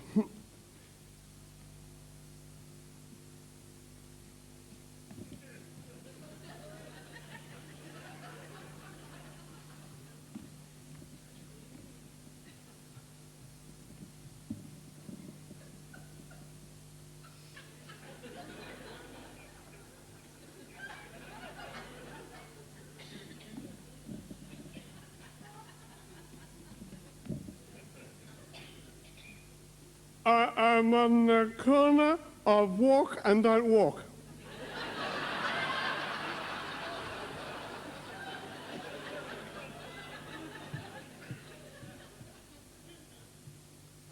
That was my wife. I might appear to be a bit drunk. She might this morning ask me to pour all my whiskey down the sink. But I cheated. Just a little. I'll tell you what I did.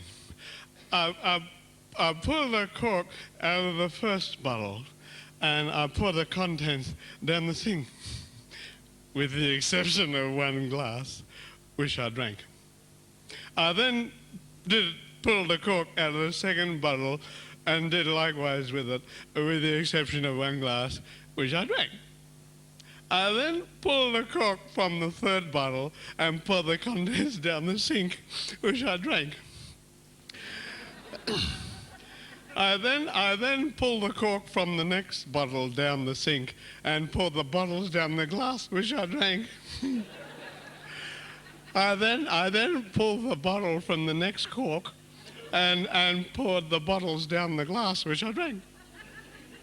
I then pulled the sink out of the next glass and poured the corks down the bottles. I then corked the sink with the glass and bottled the drink and drank the pour. And when I had everything emptied, I steadied the house with one hand and I counted all the sinks, bottles, glasses and corks with the other, which were 246. And as the house came by again, I counted them again. There was more of them.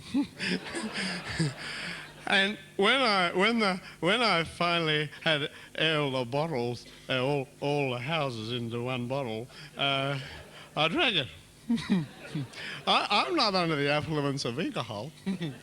Whether by though some think or peep I am. I feel so foolish. I don't know which is me. And then the drunker I stand here, the longer I get. Good night, people.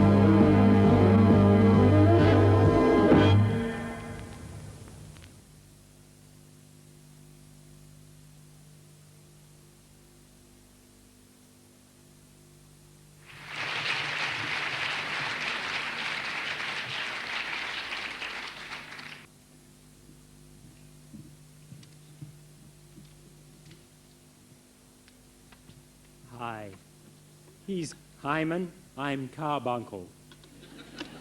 And we're live at Bedford Park. Good evening.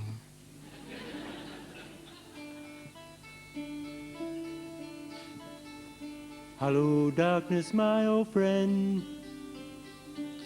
I've come to talk with you again.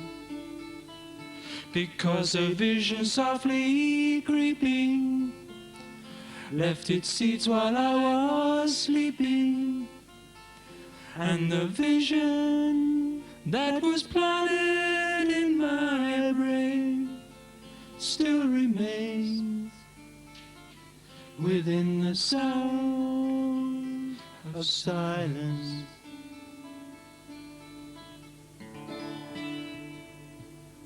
Thank you. We'd like to thank FMC, Mr. John Blandford, the Matthew Flinders Theatre for having us here tonight. And we'd especially like to thank the people who are selling marijuana at the door. And the do-it-yourself AIDS test kits. Oh, yes. Who are giving half of their proceeds tonight to FARTS.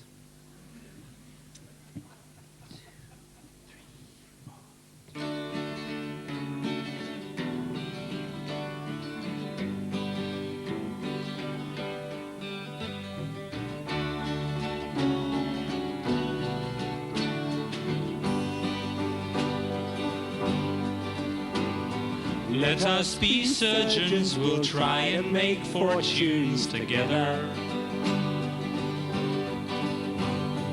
I've got a scalpel blade here in my bag.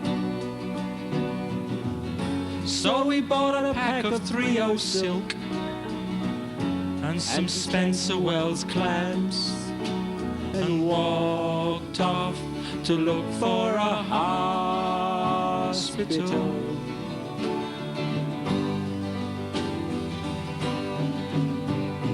Carby, I said as we boarded a bus to Royal Adelaide. Surgery seems like a dream to me now. It took us 4 days to stitch up the first one. We've all come to look for a hospital. Laughing on the gas, playing games with the nurses. You said the one in the theatre suit was a guy. I said be careful, he's probably trying to rape you.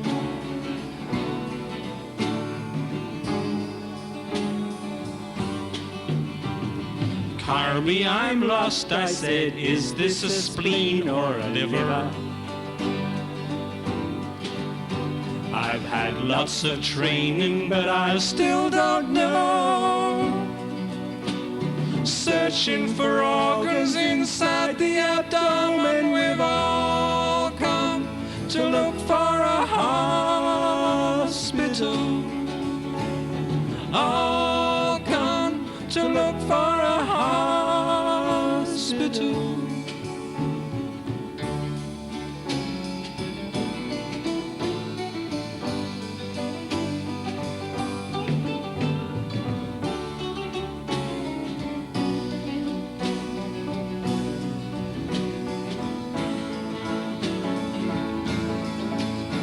We've all come to look for a hospital. All come to look for a hospital. All gone to look for a hospital.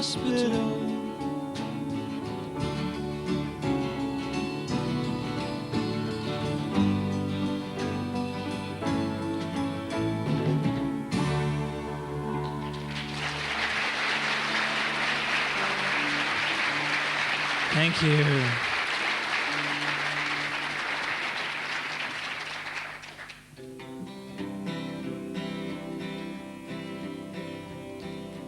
I am just an intern, though my story's seldom told. I have traded in my textbooks for those sleepless nights, long hours, and low wages. All lies and crap, still the nurses can give succor if you disregard the clap.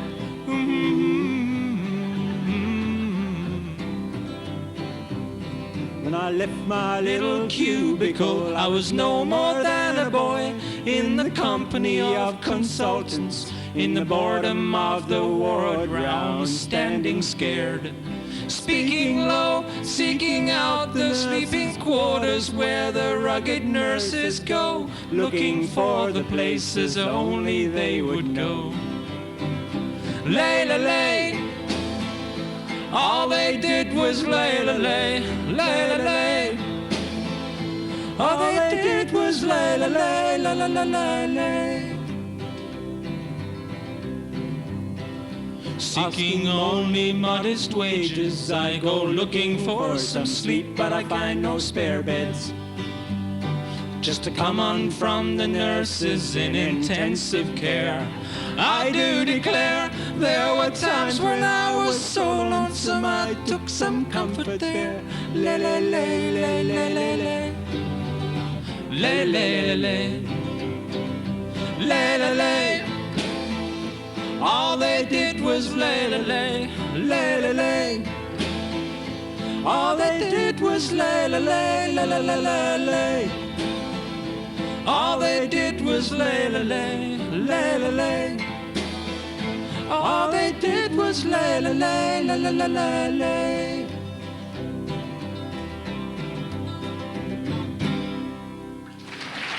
All right.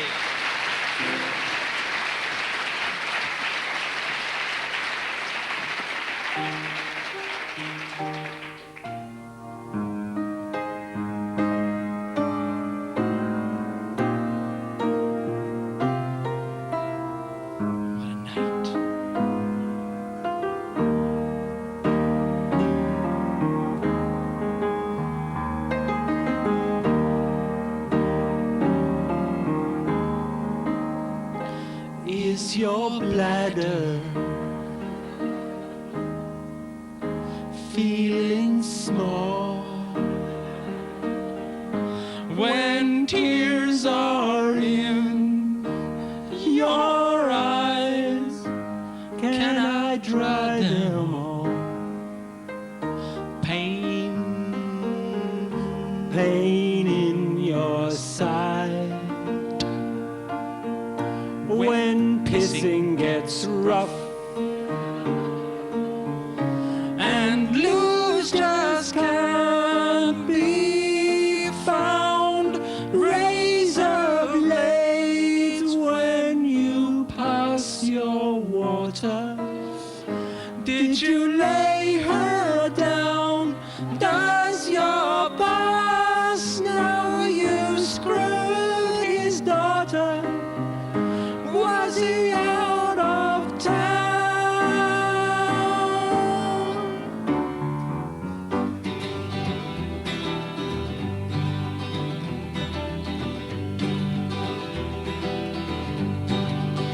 And here's to you, Dr. Warren Jones. Babies love you more than you will know. Whoa, whoa, whoa. Cuckoo-ca-choo, heard it in test tube homes. Where has all the fun gone down below?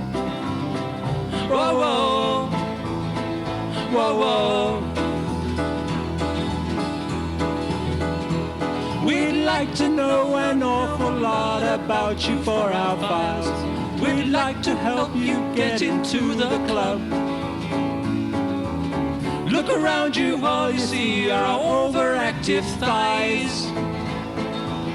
Stroll around the couch until you feel at home. And here's to you, Dr. Warren Jones. Babies love you more than you will know. Whoa, whoa. Cuckoo-ca-choo, heard it in test tube homes. Where has all the fun gone down below? Oh, oh, oh, oh. Stick it in a high hiding place where no one ever goes. Put it in your panties with your tampon. It's a little secret, just a Warren Jones affair. Most of all, you got to keep on making kids cuckoo-ca-choo. Dr. Warren Jones, babies love you more than you will know. Whoa. God bless your eggs, Dr. Warren Jones. 200 million babies on the go. Oh, oh.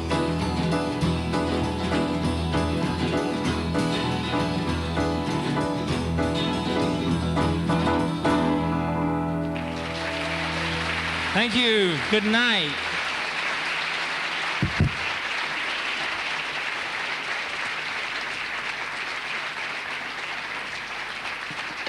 See ya.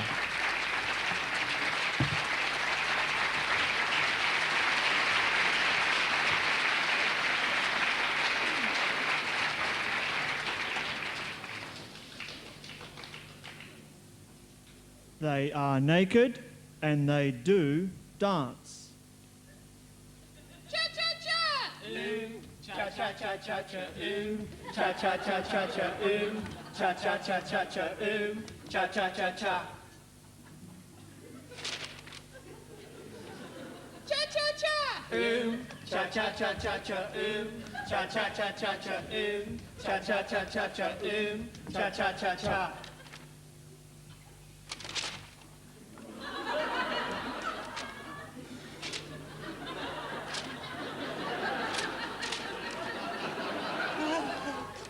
cha-cha-cha-cha-cha, cha-cha-cha-cha-cha, cha-cha-cha-cha. Cha-cha-cha-cha-cha, cha-cha-cha-cha-cha, cha-cha-cha-cha-cha, cha-cha-cha-cha.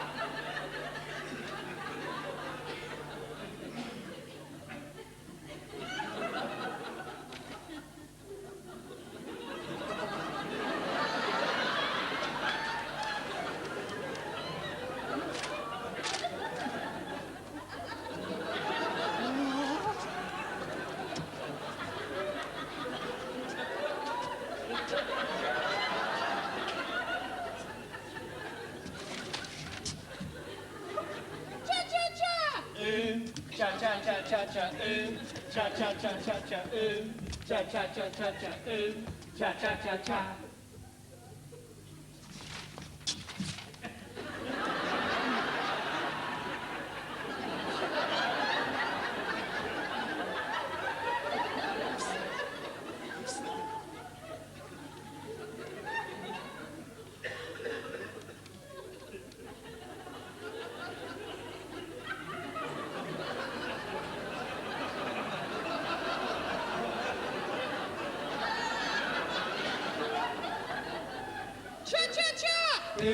Cha-cha-cha-cha-cha, cha-cha-cha-cha-cha, cha-cha-cha-cha-cha, cha-cha-cha-cha.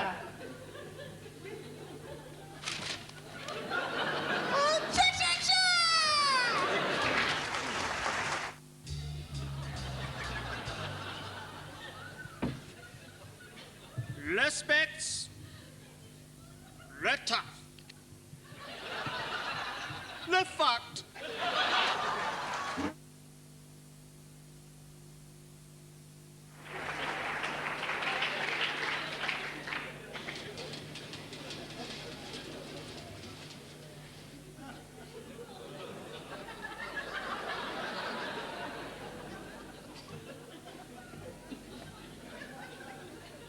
Michelangelo to see Homer.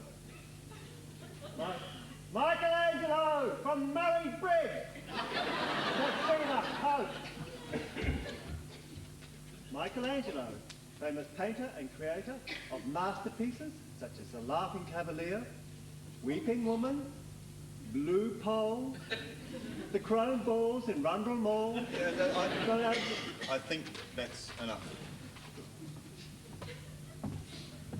Evening, Your Grace.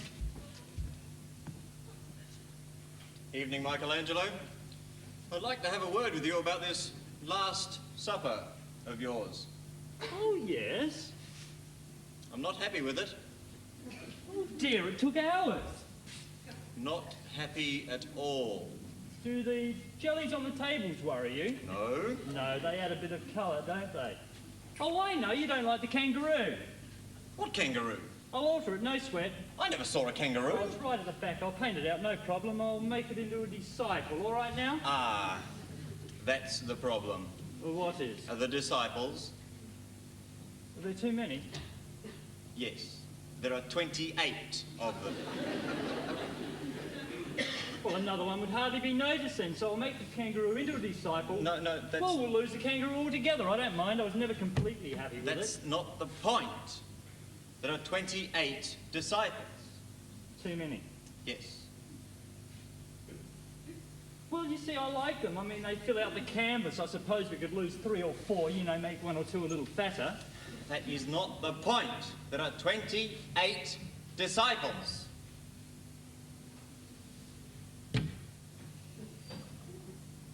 I've got it. We'll call it the penultimate supper. The what? Well, there must have been one. I mean, if there was the Last Supper, there must have been one before that, right? Well, yes. Right. Well, there you are then. We'll call it the penultimate supper. The Bible doesn't say how many people were there, does it? Well, no. Right. Well, there you are then.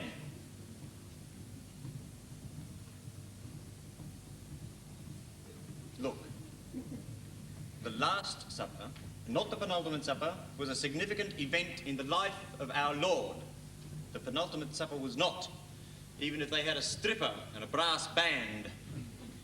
Now, I commissioned a Last Supper from you, and a Last Supper I want, with 12 disciples and 1 Christ. 1? Yes, 1. Now, will you please tell me what, in God's name, possessed you to paint this with 3 Christs in it? It works, mate. It does not work. It does. The fat one balances the 2 skinny ones. There was only 1 Saviour. I know. Everybody knows that. What about a bit of artistic licence? 1 Redeemer. Look, I'll tell you what you want, mate. You want a bloody photographer, not a creative artist with some imagination. I'll tell you what I want. I want a Last Supper with 12 disciples, 1 Christ, by Thursday lunchtime, or you don't get paid. Bloody fascist! Look, Tosh! I'm the bladen Pope! I may not know much about art, but I know what I like.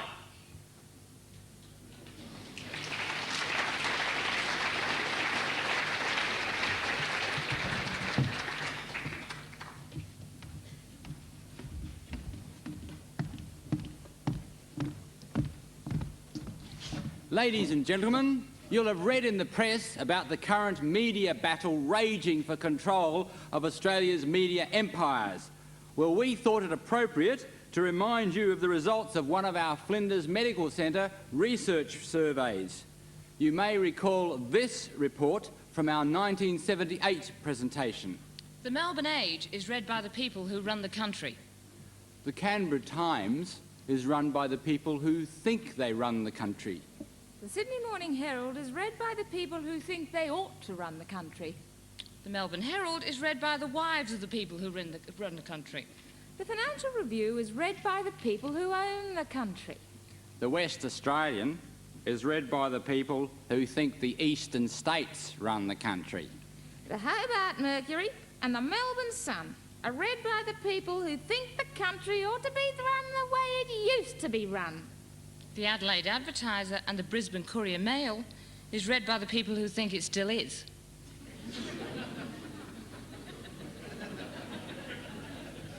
The Adelaide News is run by the people who don't give a damn who runs the country, as long as they've got big tits.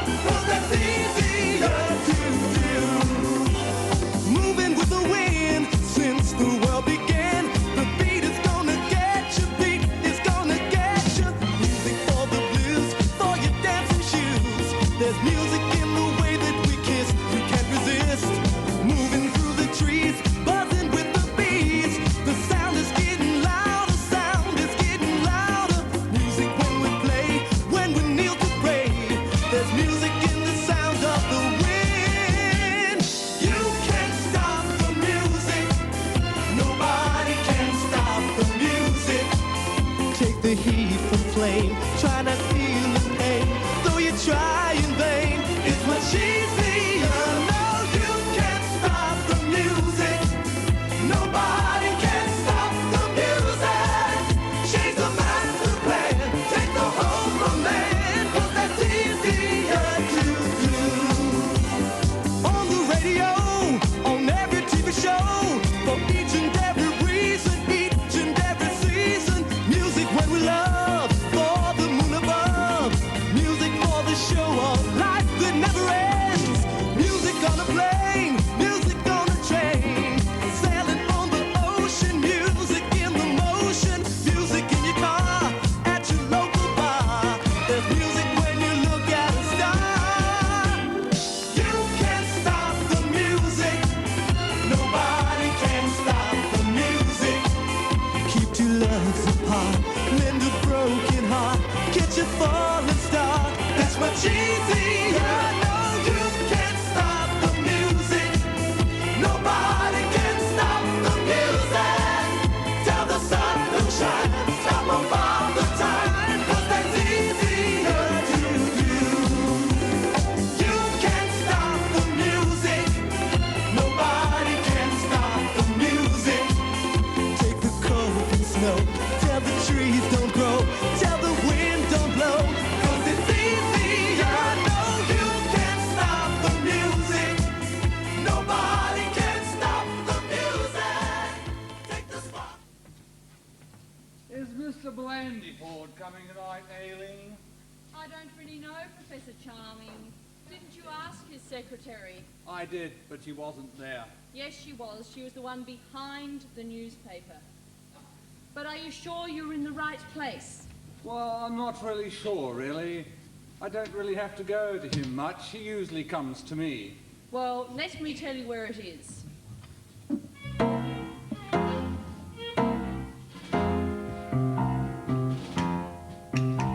I know a place on level 2 which has a bar and its own loo, and of the creek it has a view. It's called John Blanford's Hideaway. Ole, while railing stands guard at the door, John Blanford's pacing on the floor, and Nigel screaming, "Give me more!"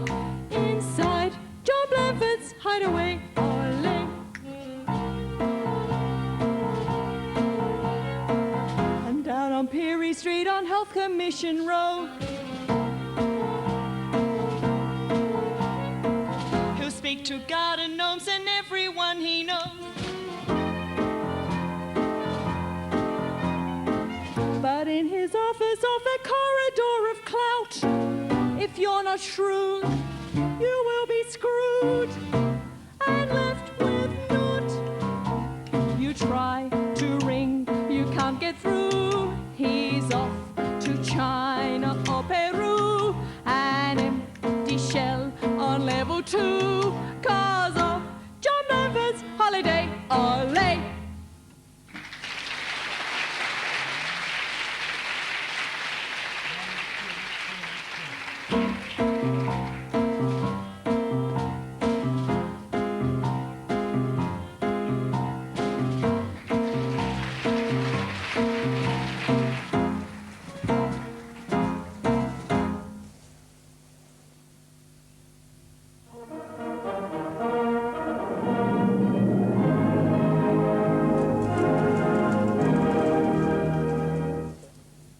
This is the mid-evening news from the ABC, read by James Dribble. Good evening. First, the Adelaide news, and now the international news. Washington. The Congressional Committee investigating the Iran-Gate scandal has uncovered new information concerning the arms deal. It seems the Iranians had wanted to swap hostages for the United States President himself. They believe that he is now old enough to replace the ailing Ayatollah Khomeini. Observers in Iran, however, believe that Ronald Reagan does not have the two principal qualifications for the job. They say that candidates should possess a forbidding appearance and a talent for venomous speech. Commentators point to Hojatol Islam Rafsanjani, as well as a younger man, Mr. John McEnroe. Meanwhile, in Australia, there have been further announcements from Ayatollah Bielki-Peterson. He called reporters to the Queen Elizabeth II swimming pool, where he launched his new Flat Earth Party. I'm sorry, that should have read Flat Tax Party. Although the new party still does not have any stated policies, Mr. Peterson was able to launch the new slogan, "Don't you worry about that." Mr. Peterson dismissed suggestions from reporters that he is too old to run for Prime Minister and says that he will easily do it as soon as he has finished training for his attempt to swim across the English Channel. It is believed that if his attempt is successful, he will be the first 78-year-old to swim across the English Channel and walk back again.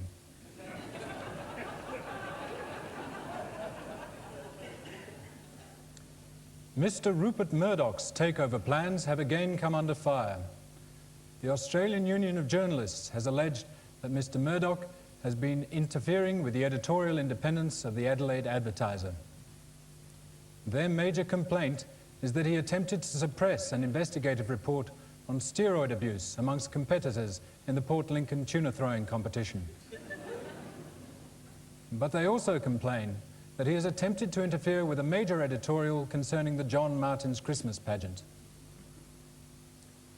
In Sydney, the body of a man was found near Circular Quay today. The body was badly battered and heavily bloodstained. The legs had been hacked off and were found hanging on a nearby clothesline. The New South Wales police say there are no suspicious circumstances.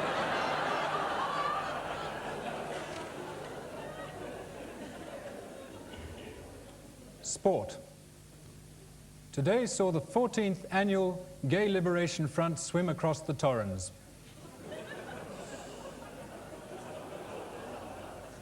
Lifesavers were provided by the police diving squad, and only 15 people were drowned. The Chief Commissioner says that, considering the conditions, the boys did a good job. In tonight's one-day cricket fixture at the MCG, the Australian team is locked in a tight tactical battle with the Englishmen, having surprised them early in the innings with an attempt at a lay-down misère. The English team is severely hampered by injuries. Opener Chris Broad has strained his back carrying his trophies onto the plane. This evening's train times. The overland from Melbourne will arrive 24 hours late today, but it should be on time tomorrow.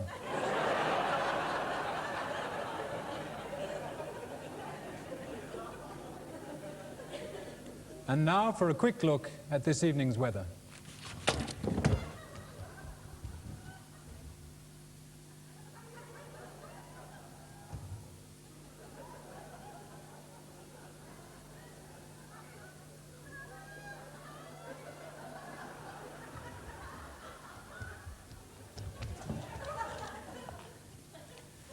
Mainly fine, with occasional showers.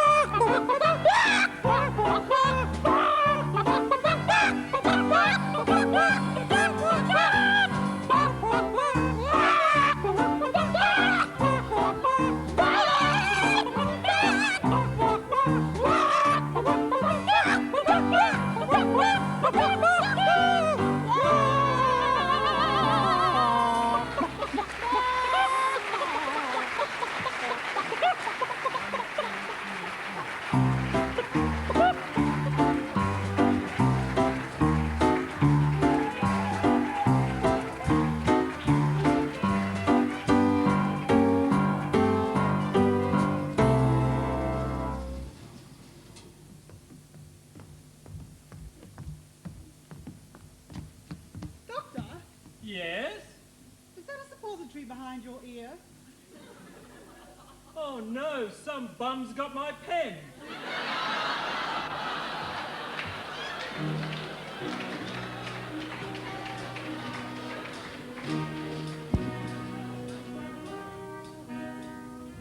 Cold finger. He's the man with the frigid touch. That rigid touch. Such a cold finger. Reaching down into your deepest recess. Oh, and what a mess.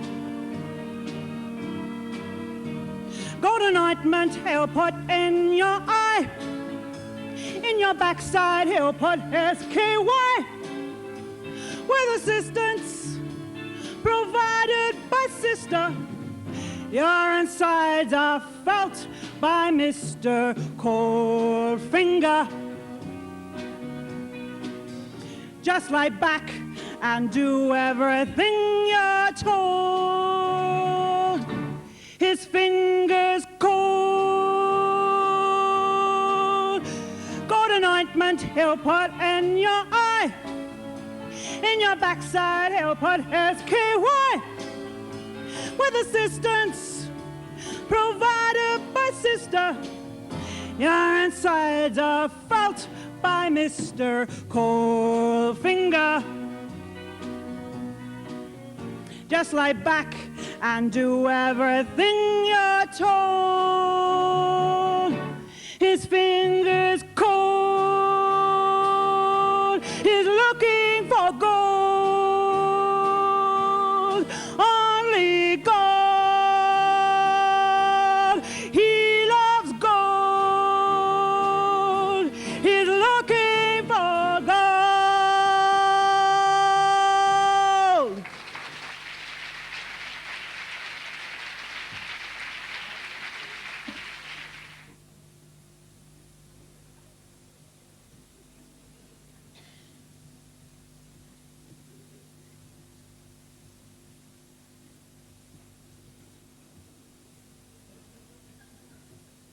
Oh, I've had a bitch of a morning in the High Court.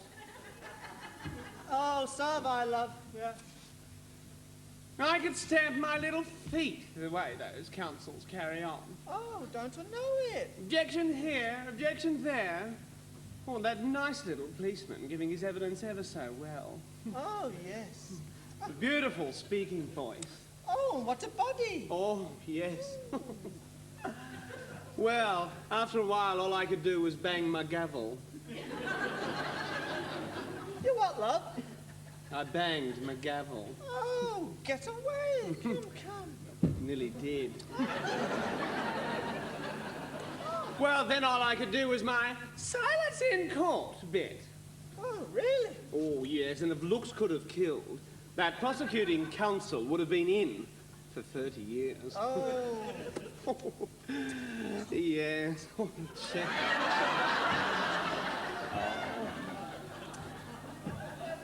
How did your summing up go? Well, quite frankly, I did it in my butch voice. Oh, no.